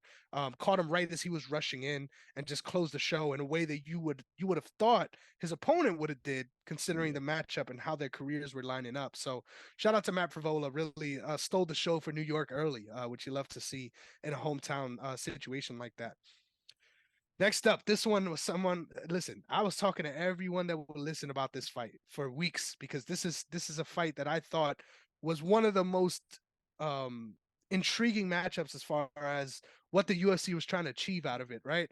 Aaron Blanchfield looked like a fucking shark out there. Like, that was one of the most impressive fights I've ever seen in my life. Not even like on the card, like in my time watching fights, being able to dominate in every phase, right? Keep her at distance on the feet, pressure her back into the cage, and then work your wrestling from there. And then when she got on top, just swimming on her, like got straight into crucifix multiple times. The ref could have stopped it like a minute before she even got to the submission, just because that's how bad of a one-sided fight it truly was. Much respect to Molly McCann for sticking tough and sticking in there, because really she could have gave up. A lot of fighters in her position have given up much earlier than she did in that scenario, and she really fought to the end. And I know a lot of people don't understand how much credit that deserves, right? But really, like, if you've never been in a position where you honest to God have done everything that you could in your spirit and can't get out of it, you won't understand how difficult that is. Like, it is so easy to quit under those scenarios. Like, it is so easy to be like, all right, you got it, because you clearly already have it, right? And that just speaks to Erin Blanchfield's dominance. Like, she is 23 years old. She's younger than me out there with a complete MMA game, and scary. Like, all I gotta say, right after the fight, gets up, just dusts her shoulders off. Like, got a swagger to her too, and a mean streak. Like, she said it too. I was listening to one of her interviews after with Ariel, and she was saying, you know, like, I was prepared to break her arm. And not a lot of people understand that you got to be prepared to do that, right? Like, you could get that submission as much as you want, but unless you're against someone that's willing, and this is also hard to understand if you haven't trained, but if you're against someone that's willing to fight for their life in that scenario, you have to do that, right? And it's not often that people are willing to do that and bring themselves to that place. And Blanchfield is just a killer, man. On the feet, she doesn't have a striking game that makes you think she's like the next Adesanya or anything like that. But her striking game serves a purpose. And there's not a lot of specialists like that in the UFC that are well-rounded in that way. So Erin Blanchfield, man, someone to watch out for in this division big time. I think she could give Valentina trouble tonight if they fought for real. So big ups. Whew, big ups. Next up, Ryan Spann, just absolutely obliterating Dominic Reyes. This one hurt, man. This one really hurt. And when you're looking at this one, this is early on in the night. So let me just a little bit of context here. For both of the main event fighters, Israel Adesanya and Alex Pereira, they both had teammates on this card, right? So they weren't fighting. It wasn't teammate versus teammate in every fight, but that momentum is real, right? Like, these are people that you spend a lot of time with throughout your camp, and you see sort of what they have to go through to even get here, right? So these are people that you're really bonded with. And up to this point, right, that team was 0-1, right? That Wellington Turman lost early in the night. So now Dominic Reyes is coming out trying to represent that team in Connecticut, which I love, by the way. Glover Teixeira really making something out of nothing, right? You don't see that often, where people could start a gym like that is producing quality fighters up and down these cards out of nowhere, right? Like, out of thin air. So shout out to Glover Teixeira and his team for what they're able to do. But it just really hurt to see Dominic Reyes doing everything he can to turn his career around, right? After 3 years off, after losing to John Jones in a decision that everyone thought he won for the belt. And then the next fight, going out there against the now champion Yuri Prochazka and just getting sent to oblivion, right? Just an absolute monstrous KO.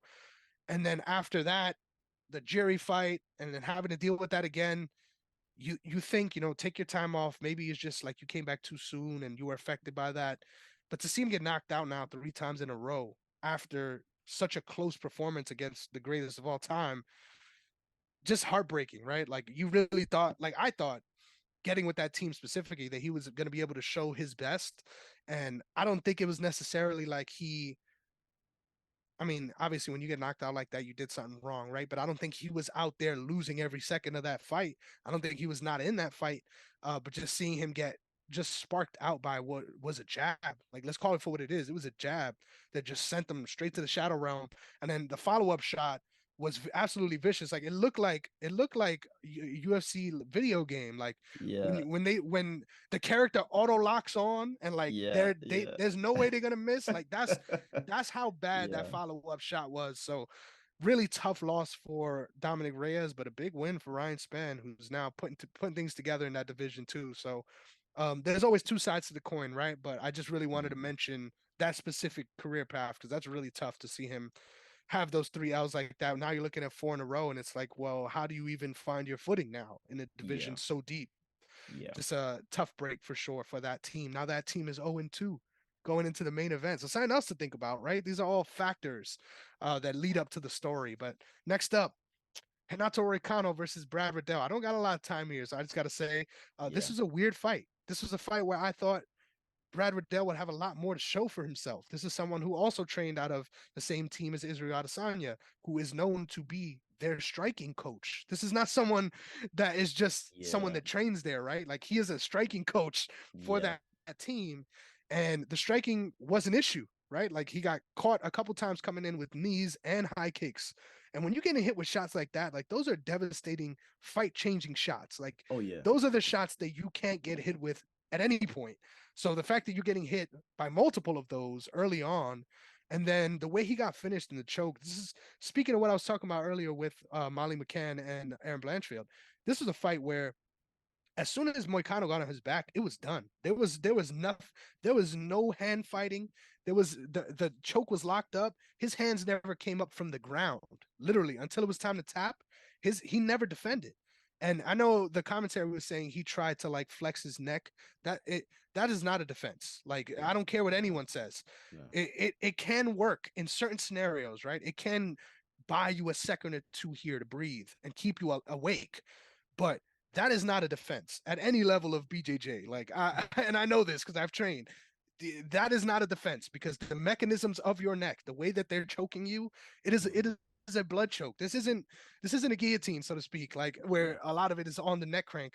This is a blood choke. It's only a matter of time until you are asleep, until there's no longer blood going to your brain. So the fact that he just let it happen that way, I think speaks to a lot of where he's at in his career right now. He came out and said as well that he's going to take a prolonged break from competing, and much power to him, much respect to him. It's hard to be any fighter, period, because think about it, like what you're asked to do every week and every time you come up, you're asked to be the best version of yourself against the best version of the best athletes in the world. Like it's a tough ask, more so than any other sport, in my opinion, like more so than boxing, more so than any other individual sport, like tennis, so to speak, because all of these guys aren't under one umbrella the way they are in the UFC. Like just look at the last 6 guys that Brad Riddell has fought. Forget the last 3 that he lost to. The last 6 guys, it's all killer, no filler. Like that division is nuts. 155 is stacked. So shout out to Moicano for absolutely going insane on the mic and admitting this week that he learned English by playing Call of Duty. Because trust me, it sounds like it. All he's doing is just screaming fuck, fuckity, fuck, fuck, fuck. And I love it. So shout out to Renato Moicano being that Brazilian villain, right? Sometimes you need a guy to come in and scream a little bit. And he was that shot in the arm for this card. All right, last 2 before we get into the big ones. Dan Hooker knocking out Claudio Puelles. This one was absolutely fucking amazing for Dan Hooker. It's been a while since we've seen vintage Dan Hooker, and his ability to keep him at distance, landing shots to the body from range, not putting himself in danger. And then when he did get in those grappling exchanges, defending well, putting himself in positions to attack after that. He really looked alive in a way that he has in his last couple of fights, and got a big front kick KO, which you never see, right? Front kick to the stomach, ending a fight. You never really see that. So shout out to Dan Hooker. Next up, all-time sadness pick. I said this to anybody that would listen to. I knew that Frankie Edgar was going to get sent to hell this in this fight because the person he's fighting is very fucking good. Like let me make that very clear before I get into the memes of it. Like his specialty isn't even what he showed. Like I feel like he's much better at picking guys apart at range, specifically disarming them, just taking their legs out from under them. He's someone that gotten 2 leg kick KOs in the UFC already, and that's so far. And he's really early in his career too. So I don't know why they do shit like this. Like I'm gonna be real. There's another one coming up next week where it's Shogun Hua versus Ihor Potoria. Tell me who that is. You don't know. And you know who Shogun Hua is. Shogun is still fighting? Yeah, man. Yeah. Crazy. He's younger than Frankie. So that's another one that kind of warps your brain, right? Whoa, what? Yes, he is 38. He is younger than Frankie. Insane how long he's been around, right? Because I he thought he was started. well into his 40s already. That's what happens when you start combat sports young, man. He's been in the scene since he was like 18, fighting in prominent organizations. Like Fight Miles, it's the same thing as Real Life Miles, in my opinion. It doubles it. So yeah, I just hate matchmaking like that, where you see exploitation. Like that's what this was, right? This was big bank take little bank. Like this was a formality, and the fact that he got sent out in the last 3 of his fights by knees, like just so sad to see. And his family was there. Like that shit was devastating. But I just also wanted to shout out, because obviously everyone's sad about this, but I think it's important to mention this. His coach, who is a well-known coach out of Factory X, Mark Montoya, was recently diagnosed with cancer, and he was there in the corner, walking with a cane, still supporting his fighter. And Chris got very emotional after the fight and really dedicated everything to him. I don't think people understand just how much any athlete, right? But specifically in MMA, how much these people give up, right? How much this means to them, not just the athletes, but the people that are involved. Um, just an insane road, and shout out to Mark Montoya for still showing up for his team when he easily could have said, nah, like this is too much for me, and it would have been entirely understandable. Still showed up, cornered his guy to get a victory. You love to see that. And the entire time, never once like taking it upon himself and taking in the moment for him. Like it was always about his fighter and being happy for him more so than anything, regardless of his fighter trying to big up him in the post-fight interview. So shout out to those guys doing the damn thing. Now the 3 fights that were crazy, right? The 3 fights that really deserve the mantle. Poirier versus Chandler lived up to everything, right? Everything we could have asked for this main event of the prelims, right? That's what it was. This is a fucking war. This is a war, guys. And I encourage anyone who didn't watch it fully, check it out. Poirier giving the homage to Marvin Hagler. He came in with the war hat on, just ready for war. And that's what it turned out to be. I don't understand how Poirier, after so many years of being in fights just like this, still can come out the right side of these fights. I don't know what it is, man. Like nobody can swim with this dude. Nobody can, at the end of the day, when it comes down to who wants this shit the most and who is willing to go to places within themselves that not anyone is willing to do on a regular basis, like give me Poirier every day when it comes to that, because there was multiple times, like every fight, where he got rocked and he was hurt against Chandler in this fight and down going into the 3rd round after being controlled the entire 2nd round, and never once is he like panicked, never once does he look desperate. He just goes out there and executes his game in the middle of a firefight, and really ended up busting up Chandler. And the story of this fight ended up being a lot of the dirty shit that Chandler was doing to try to stay in the fight. Hey, I'm someone on the MMA archive. That's one of the main things I talk about, because at the end of the day, in any sport, but especially in the UFC, if you ain't cheating, you ain't trying, right? Like to a certain extent, I feel, and we talked about the refs in sports in general. I feel like if you know, right, if you know in your heart of hearts that, for example, the NBA, that they're not calling travels like they were, that they're not calling certain things like they were, why would you not exploit that, right? That's how I feel about Chandler in this too. Just to call out the 2 main things. One of them was his nose got busted up by a huge punch in the 3rd round. And his instinct, of course, as soon as he got on top, it wasn't even bleeding, right? Like there was blood in his nose, but it wasn't bleeding. He straight blew his nose on Poirier's face, like, and you see it because it comes out like a string, like it was a blood clot in his nose. One of the most nastiest things you see in a fight. And then in that same exchange, right now covered in his blood, Chandler put his whole hand in Poirier's mouth and pulls his head up. You could see it, to try to get the choke. Once again, if you ain't cheating, you ain't trying. Nobody saw it. No, I didn't even see it during the moment. I saw the blood part. I knew that was on purpose, but I didn't see the fish hook until after. Once again, if you ain't cheating, you ain't cheating, you ain't trying. But to be able to come out the other side of all of that shit and still be the motherfucker to go out there and hurt him again and then get the finish, Like there is nobody under fire for real in combat sports that I would rather have in that corner than Dustin Poirier.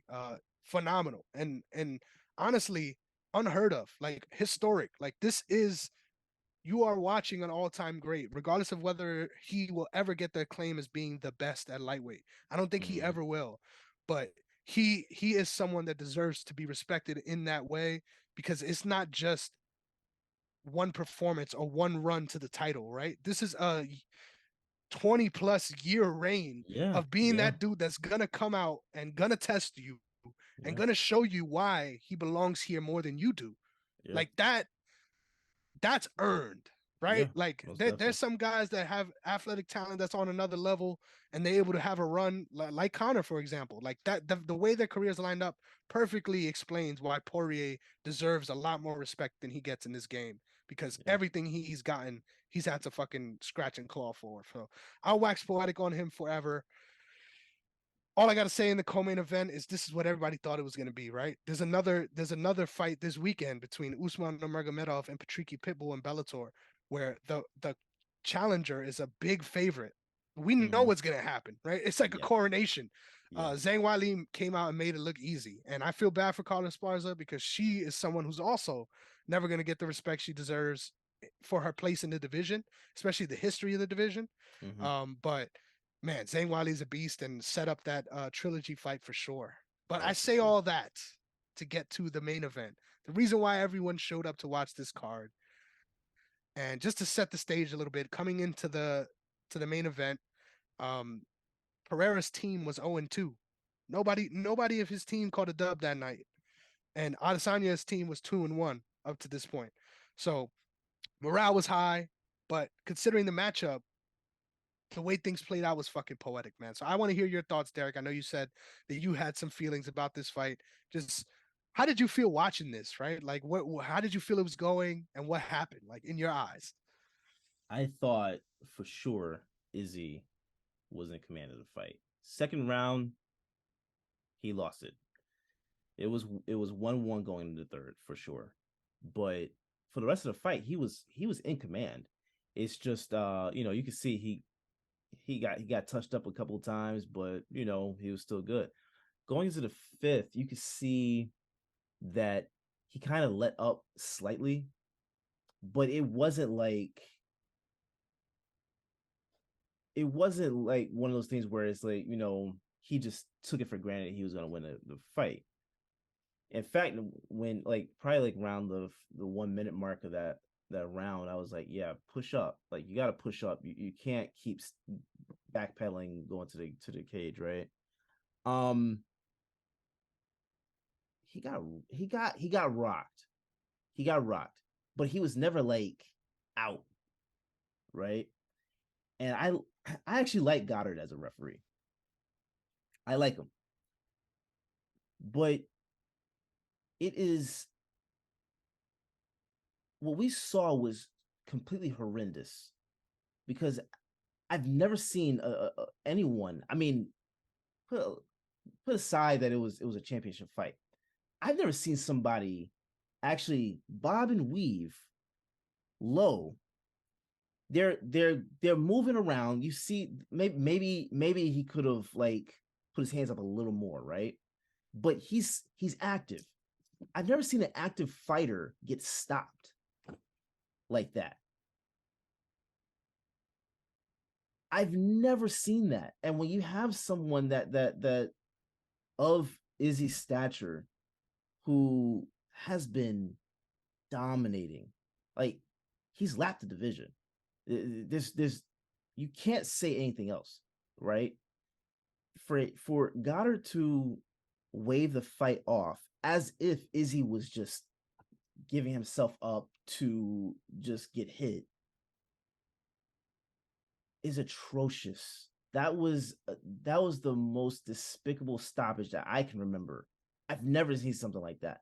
I mean, I've probably seen there's some stoppages where you're okay, they stopped it a second too fast or something like that. 2 seconds, whatever. The stoppage was coming or whatever. Cool. There's stoppages where you see where it's you should have stopped this a minute ago. What are you doing? This made no sense. And you saw Izzy was just like, when he stood up and like, why'd you stop it? Like that.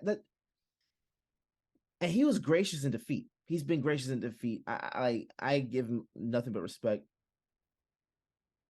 I'm not taking anything away from Pereira, but there's no way that he should have won that fight. There's no way he should have won that fight, especially not like that. Let them keep going for like another minute. Let's see what Izzy's gonna do. He got rocked, but Izzy had him in the end of the first round. Like the only reason why he did not knock him out is because of the round was over. Right? So give that man respect. That's the champion. Yep. That's the dude. champion. I agree with you so much. And the narrative in this, I agree with you and I disagree with you. But let me explain to you why. So the narrative into this fight in general, right? This is the same exact thing that happened both times they fought in kickboxing, and it doesn't it doesn't get the credit because it just says at the end of the day that Adesanya lost, right? Yeah. But if you watch those fights, there's an argument that Izzy won the first fight, which went to decision. Yes. And then the second fight was the same thing. He hurt Pereira early. Yeah. And then Pereira was able to survive later on, cracks him with one shot that ends it. That's where it's a little bit different from this MMA fight. Right. Now, in context, I love that you mentioned that it was Mark Goddard specifically, because I think referees deserve the respect when they do something good, and they deserve to be called out when they do something bad, right? Yes. That at the end of the day is all you can ask for, is accountability. With a lot of sports organizations lately, they've been trying to take that entirely out of the refs' hands. They don't talk to media. They don't do, because they don't want that. Yeah. I think it's important to be accountable as a judge, as a ref, whatever it may be, because their paycheck depends on you, right? Oh yeah. At the end of the day, especially when you see situations like this. Yeah. Now, where I disagree with you is I think the greatness bias that I was talking about earlier, when you have a great team or a great fighter and someone's out there and they're doing something good against him, it doesn't even, for a second, it doesn't feel like it makes sense, right? Like, and then you sort of overcorrect the steering wheel a little bit, where because they're having success against someone that's so good, you're starting to think, well, like, maybe he did win that scenario, maybe whatever the case may be. And I feel like the reason why this specific stoppage is getting blown out of proportion so much, in my opinion, is because of how clear it was that Izzy was up 3 rounds, right? Like, that's why this makes it even harder. That's why it makes it even harder to accept as a stoppage, because the context of the fight tells you a different story than that moment. Right? I mean, I would have been fine if it was like, you see he's hurt, like stop that, like that's fine. I'm okay with that. But when someone's active, like he's literally doing this, he's actively trying to move around these shots while actively being hit, and that's a problem. He got hit by a couple of them. He got hit by a couple of them, yes. But it's not like, put it like this. I'm not saying that it like he didn't get hit. What I'm saying is he was still awake. This is not like you've seen fighters actually out on their feet, right? This is not that. This is not that. This is not like he was about to get knocked out or he got choked out, whatever. Like no, it's not like you're saving him from himself, right? Like, you don't stop the fight. You let it keep going until you see it cannot continue. This is not that. This was not that point. This is not the breaking point of that exchange. So that's why I was confused, because yes, he was up 3-1. Yes, he got hit. He got rocked before he was getting hit, right? But he was still active. And that's what they ask you to do, right? They don't ask you to not get hit. They don't ask you. They ask you to show that you're still in the fight. Now, if the rules are you get hit, you're knocked out, you're automatically out. Okay, but those aren't the rules. Those aren't the rules of the game. So where I disagree, and I just want to let this out there because I think it's important. Where I disagree is I think not enough credit is given to Pereira for what he was able to do attacking Izzy's legs earlier on in that round. For sure. Earlier on in that round, he checked the low kick that sent Izzy literally flying backwards. Right, And right. from that moment forward, that's when he started doing that, where he was retreating to the fence and almost using the fence to hold himself up. And now that's where I agree with you. Like, do I think this was the worst stoppage I've ever seen? No. Do I think that this was an early stoppage? Yes. Do I think it was an unacceptable early stoppage? And I've seen many of those. No, not at all. Like, I felt like, even in the moment, like when watching the fight, I didn't think it was an early stoppage at all. Though? Because of the leg, not because of the leg, because of the strikes that landed. I get he's still moving, right? I get he's still moving, but let's unpause the moment, right? Mark Goddard never stepped in. What changes? Nothing changes. I think Adesanya gets sent to the Shadow Realm again. Literally. That's the only thing I think changes. I think Izzy is able to stand up and lock up, because that's what he was doing a majority of the fight was and every clinching. time he did, he got beat up in the body to it.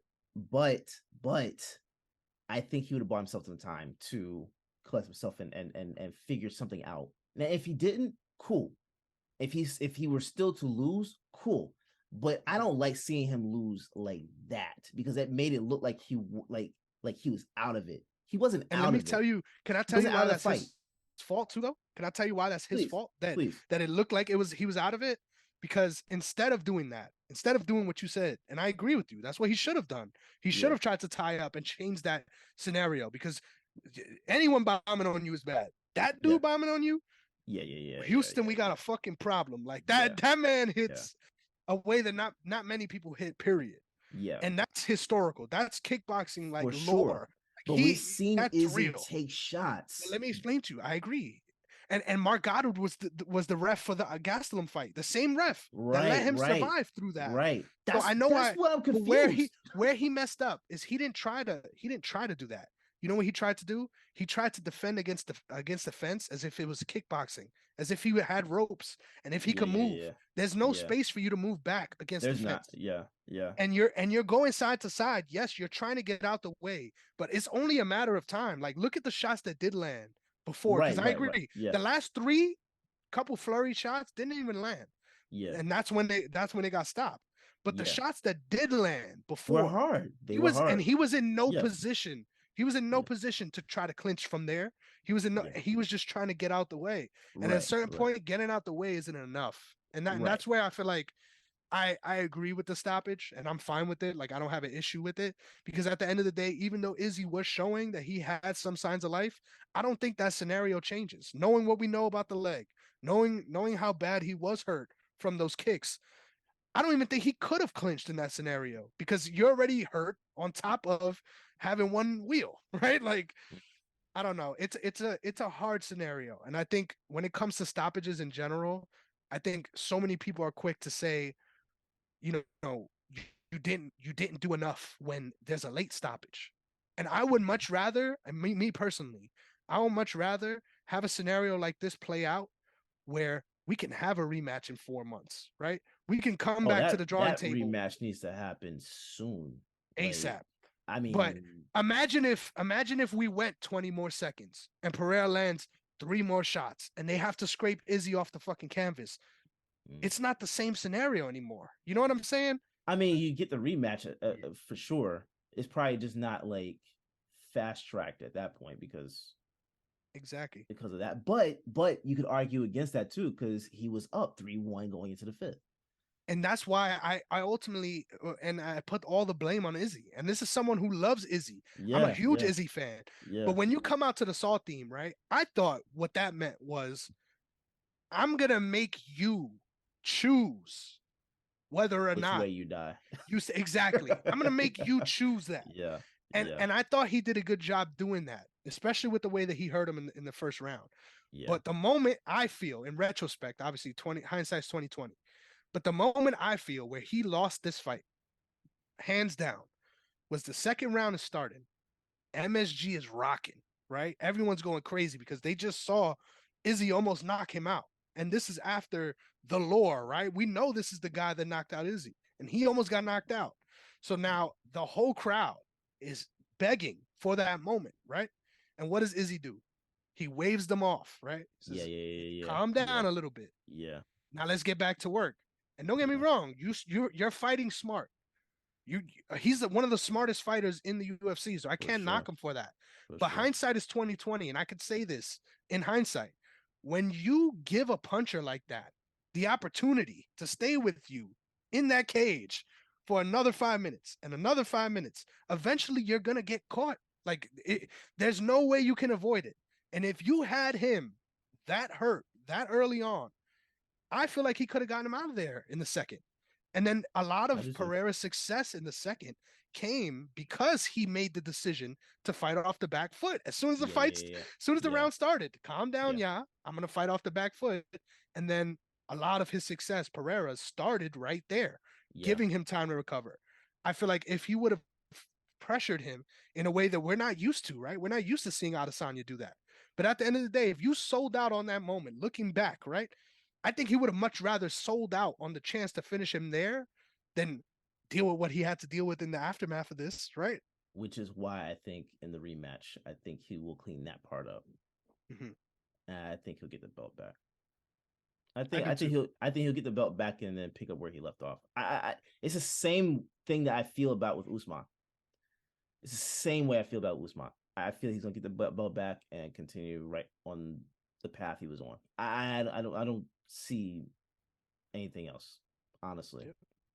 And I'm really glad that you have a sober opinion on this, because a lot of the times I hear people talk about Pereira got lucky or Leon got lucky. No. That's not the case. He was landing shots.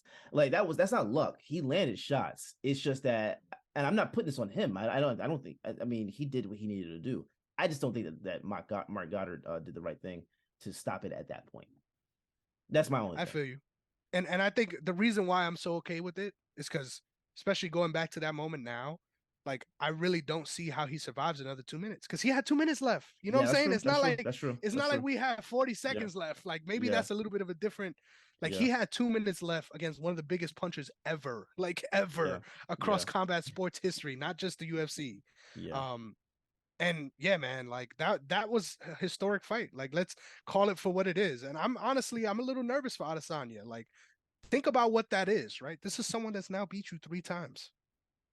Like, and regardless of how good you looked, regardless of if you had the capability, it's an asterisk on 2 of those though. Like, hey, if you get knocked out, there ain't no asterisk, bro. It's over. You know what I'm saying? No, I'm not saying asterisk on that. I'm saying the asterisk on this last one.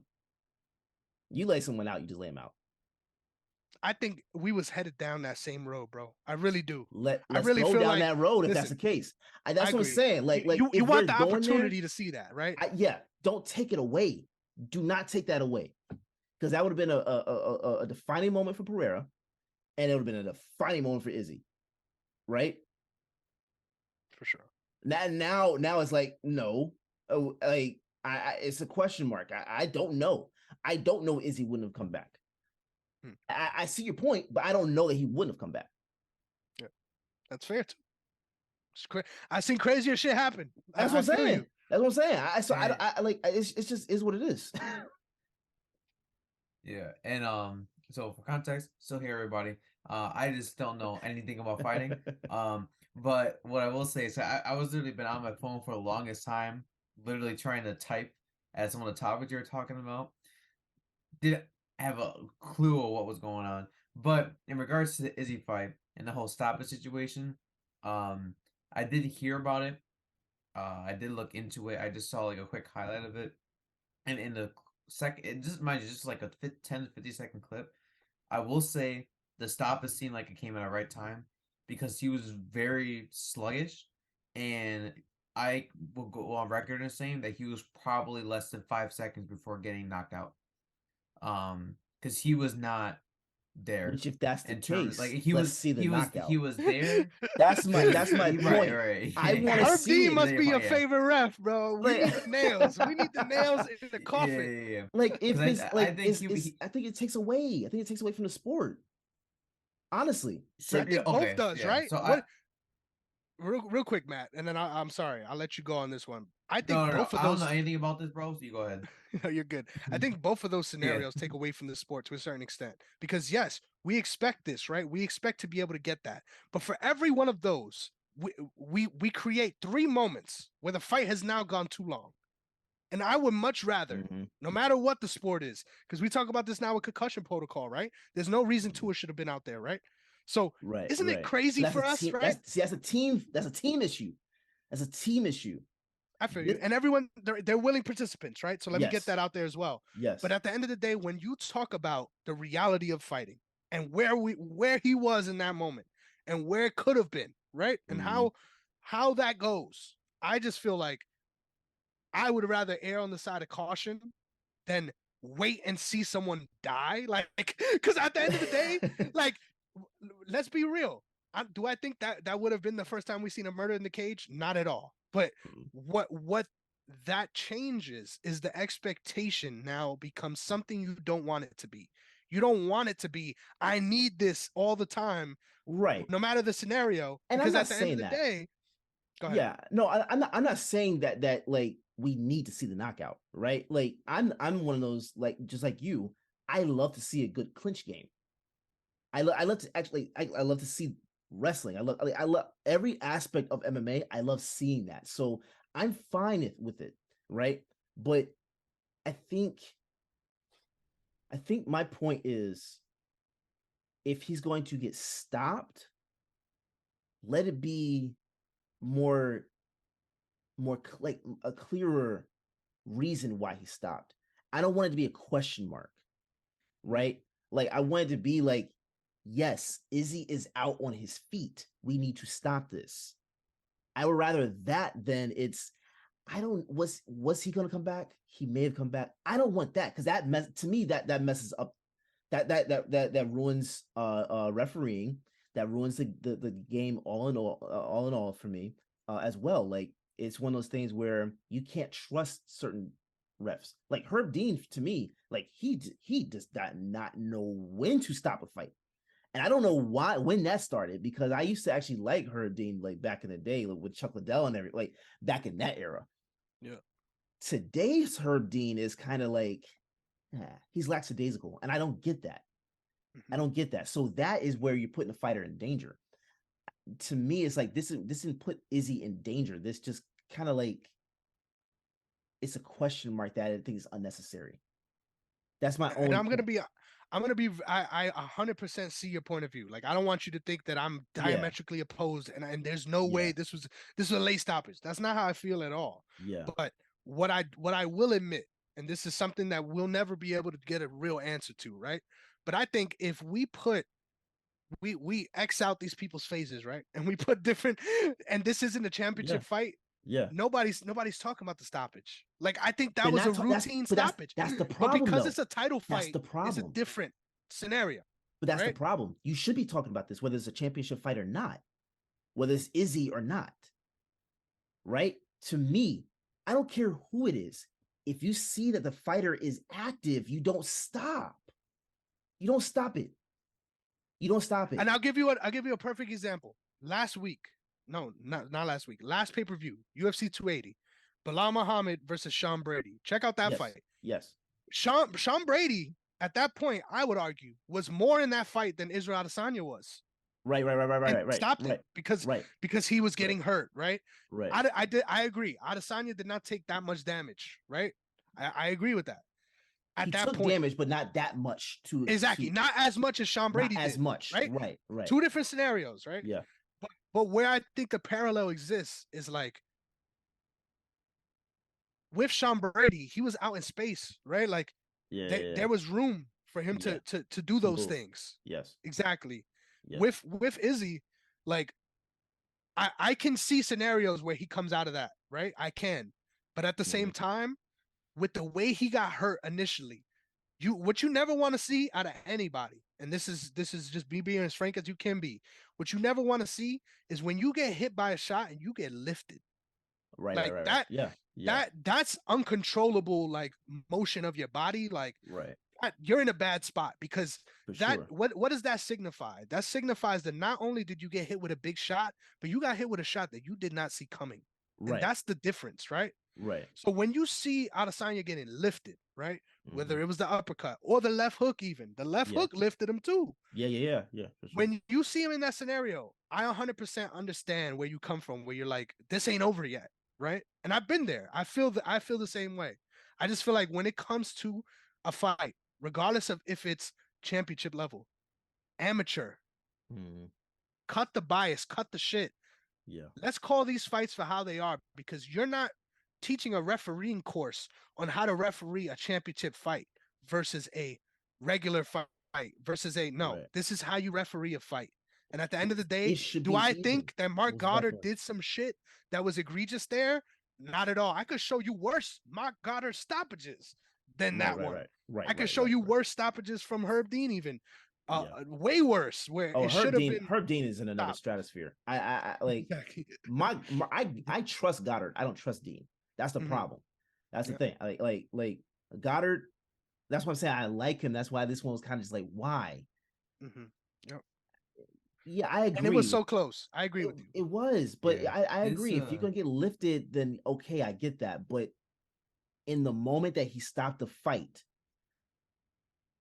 you could have stopped the fight prior to that. But if you're gonna let that go, let it go. I agree. But where I disagree is there was never a moment in that fight, even when Adesanya had him hurt, where it was that dire for anyone. Right. So it was only that dire for Adesanya. So at that point, though, it wasn't, to me, it's not stoppage dire. I understand you're getting toward the neighborhood of this might need to be this. You might need to stop this in the next 20 seconds. I like, but give him a chance. And that's why I think that Goddard robbed Adesanya of was a chance to get back into the fight.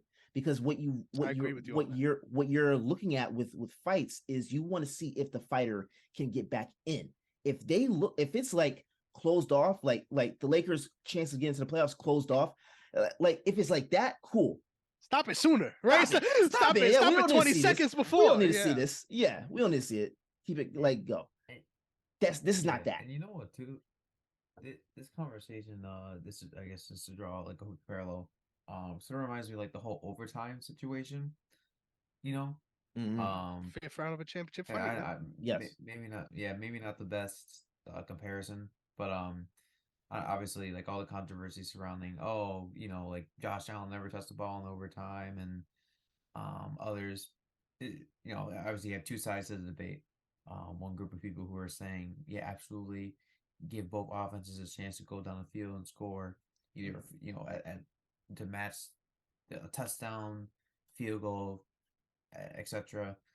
And others saying, listen, defense wins championships. You do what you got to do. I feel like this whole stoppage situation is kind of in the same vein. I feel like it is really just left up to, I guess, the refs in a lot of situations, and where based on your conversation, I'm assuming it just really determines on whether or not the fighter is responsive and can actually physically stand up. And then, like I said, compared to like the overtime rules and everything, it's sort of like really just giving fighters or in the other case, teams a chance to potentially win. It is difficult, I don't know. Sorry, that was probably a poor comparison, but hopefully. No, I like that. I like that 100%. Yeah. No, I at the end of the day, I think refereeing across the board for sports needs to be clear and concise. I think that we need to, like you said, Chris, I think there needs to be a communication, because this whole thing of this is just what I saw, whatever, like I don't want no. Basketball, football, and MMA, referees, and also with MMA for judges, there needs to be an accountability like up front within the media, not just like behind closed doors where you're just like, no, they need to be feet to the fire. We need to know why this happened. We need to know why you decided to do this. Made a certain call. Yeah, I need to know why you called a technical on Jason Tatum for clapping. I need to know why you decided to not call a face mask, right? Egregious calls. Like, I need to know why you decided to stop this fight at this moment. Like, I need to know why. What's the thought process? What's the reason? Hold them accountable and actually find them. Like, find them if it's that egregious, right? I don't think Mark Goddard, his thing was egregious enough to like fine. But in the NFL and NBA, like in both sports, football and basketball, I think for sure change the referees need to outcome be of games, fined. yeah. Yeah, you cannot change the outcome of games if it's so far and out where it's not going to really impact the game. Cool, I like not cool, but I'm like it's not it's less Really it's needs, less yeah. it's easier to take that. But if you Well, have it and where these games are decided by your decisions or your indecision to act, yeah, you need to be fined because this doesn't need to be a thing that continues down. You know what I'm saying? Like that's my point. yeah, I agree with you 100%. And I think Responsibility. yeah, and I think to that point too, it's sort of like I don't know. I feel like a lot of the grievances too. I think are more to do with the rules in place than the refs themselves most of the time. Yep.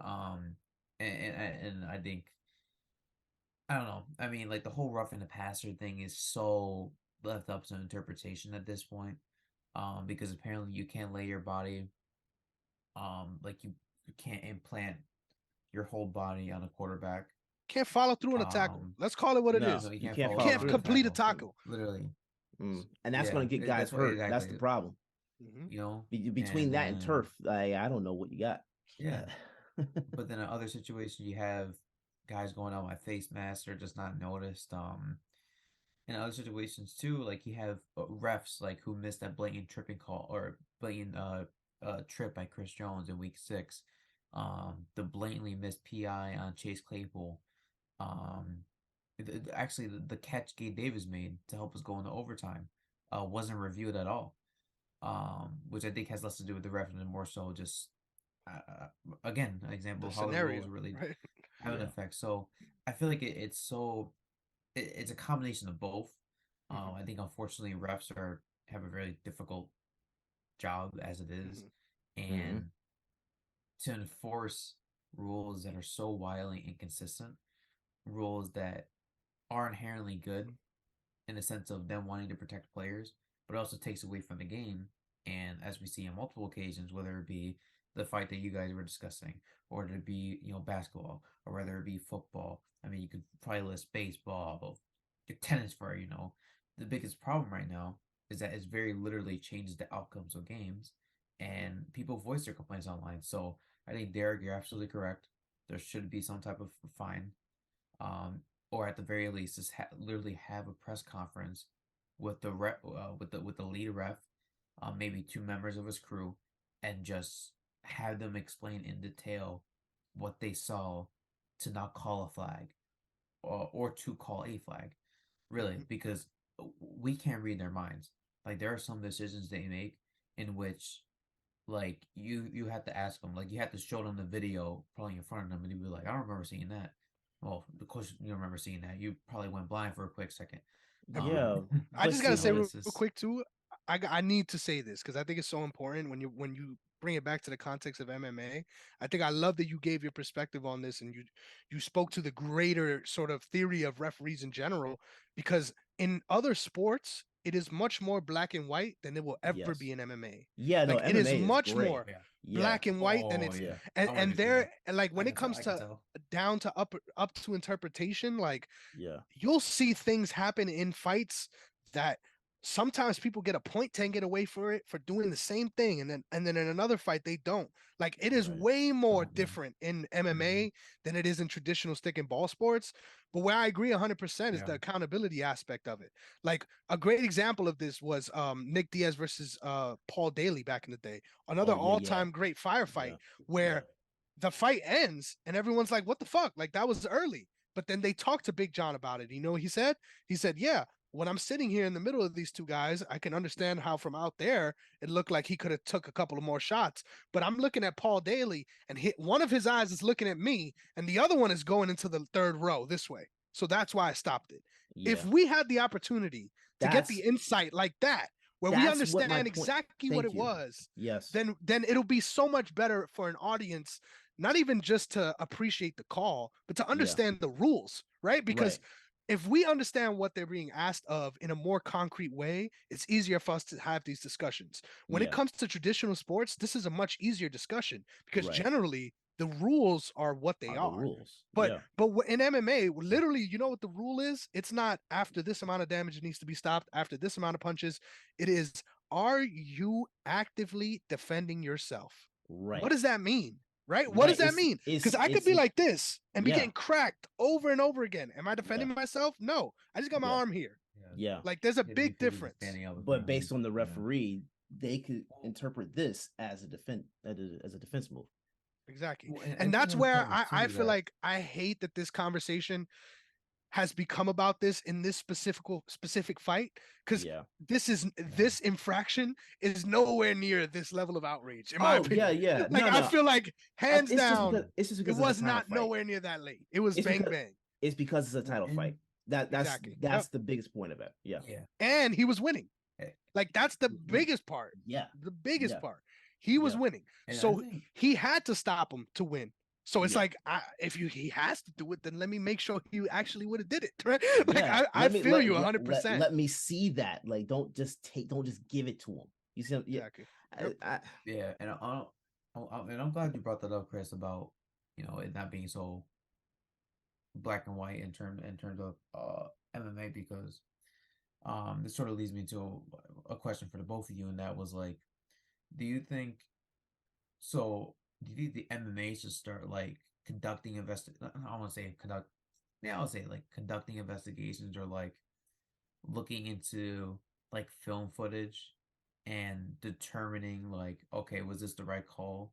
And then like not like compensating a fighter for a win, but like giving them some form of compensation of some kind.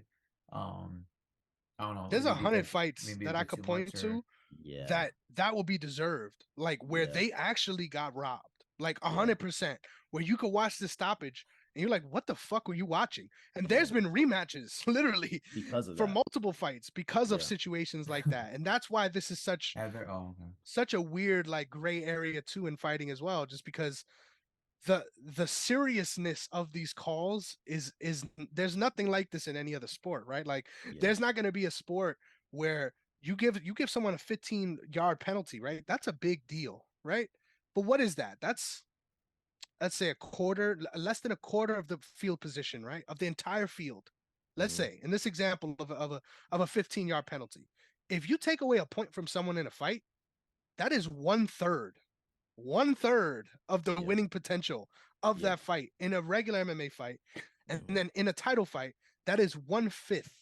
Yeah. So now you automatically put them in a scenario where in order to win, not in order to get a draw, in order to win, they got to win twice as many rounds. Yeah. So if they take away a point in a 3-round fight, now the only way for the other guy to win is if he wins all 3 rounds. Like that's crazy to think about. Like that is wild to think about. That there needs to be some sort of reform, and this is where I think it really shows how the MMA is in the leather helmet stages of things, because when it comes down to even its counterpart in boxing, this doesn't happen in boxing, right? Like at all.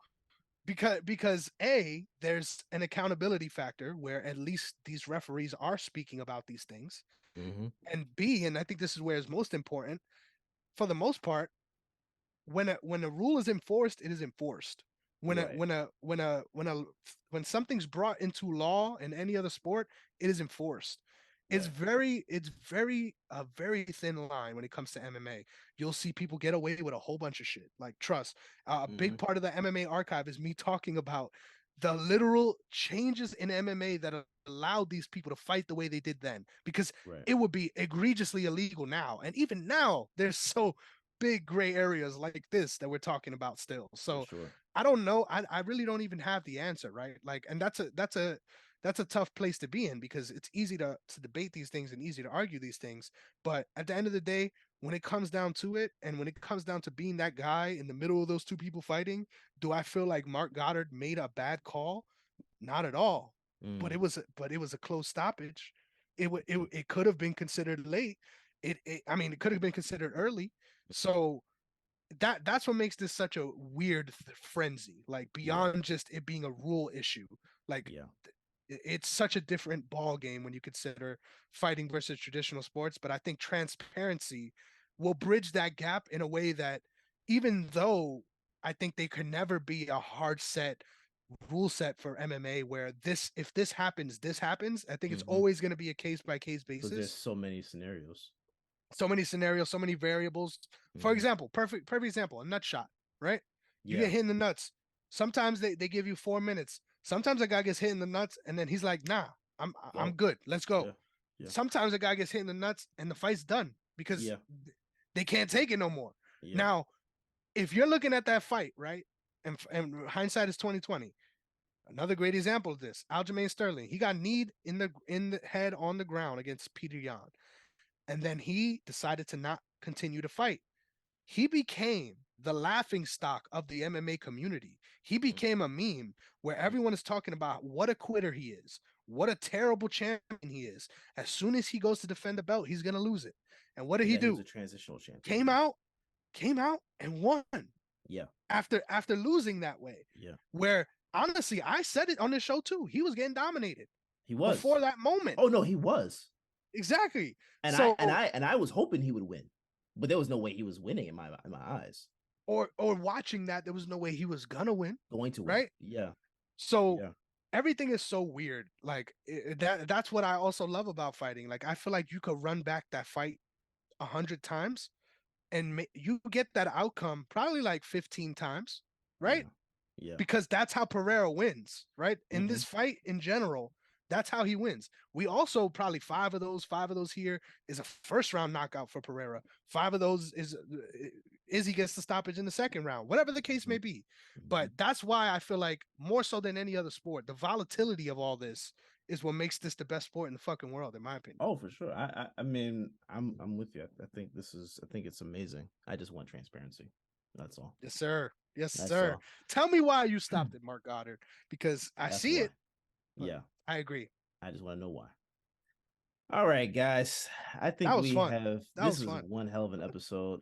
But thank you for bearing with us, Matt. Yeah. Appreciate it. Yeah. All great things must come to an end. So Matt, before we go ahead and give people your socials and let them know where you can find you. Yeah, it's just gonna be Matt_T29 over on Instagram. I also co-host Realist with Derrick over here. I co-host We Can Be Heroes with my brother on this OTS platform, having a hell of a time. Thank you, Derrick and Chris, for having me. And you guys do a hell of a job over here. I love what you guys do, and it's always fun to talk sports with you guys. Appreciate you, bro. Chris, thank you so much, man. Yes, sir. You can find me at Negrón MMA on Twitter. I just hit 450 followers. Can we talk about this? Derrick, what the fuck is going on? I remember it feels like 6 months ago I was on this show and I'm like, I'm about to hit 250. Please, you guys. And wow. Thank you so much, you guys. I really mean that from the bottom of my heart. I say it all the time because I do mean it. Like it's not just hyperbole. It's not just to give you ear service, right? I really do mean it. Like it's crazy. And it really does a lot for people like me in my position who are out here trying to give you as much good content as possible to see that people care, to see that people are interested. It does so much. So thank you so much for all the support. You can find me at Negrón MMA Twitter, Chris Negrón _ on Instagram. Got new episodes of the MMA archive coming soon. Sorry about the delays. I honestly am battling COVID right now, so I would say this is one hell of a flu game right here. Second time I've had COVID and still came on this show because nothing's stopping me, baby. We got a mission here with OTS, and being able to be a part of that and see it come to fruition in so many small ways, right? We're not on the Big Dipper yet, right? But seeing all the stars align in the way that they have so far really, really solidifies just how special I feel our group is and the position we are right now is just so special. So I couldn't thank you guys so much for that, and looking forward to continuing to give you guys what you want, baby. Yes, sir. Yes, sir. You can follow me at Derrick_OTS. That's DERRICK, the black way to spell it. Wakanda forever. More so importantly, please follow the brand OTS Media Co. all social media platforms. OTS Media on YouTube. That's OTS Media on YouTube. Please hit that like button, subscribe, and that notification bell if you have not done so. Subscribe and leave a review on all our podcast platforms. Let us know what you guys think about the show, what you want to hear. We are going to be discussing more with fantasy and also sports betting. So please keep keep tuning in. And I think that's about it. So we'll catch you guys next week. See y'all later. Peace.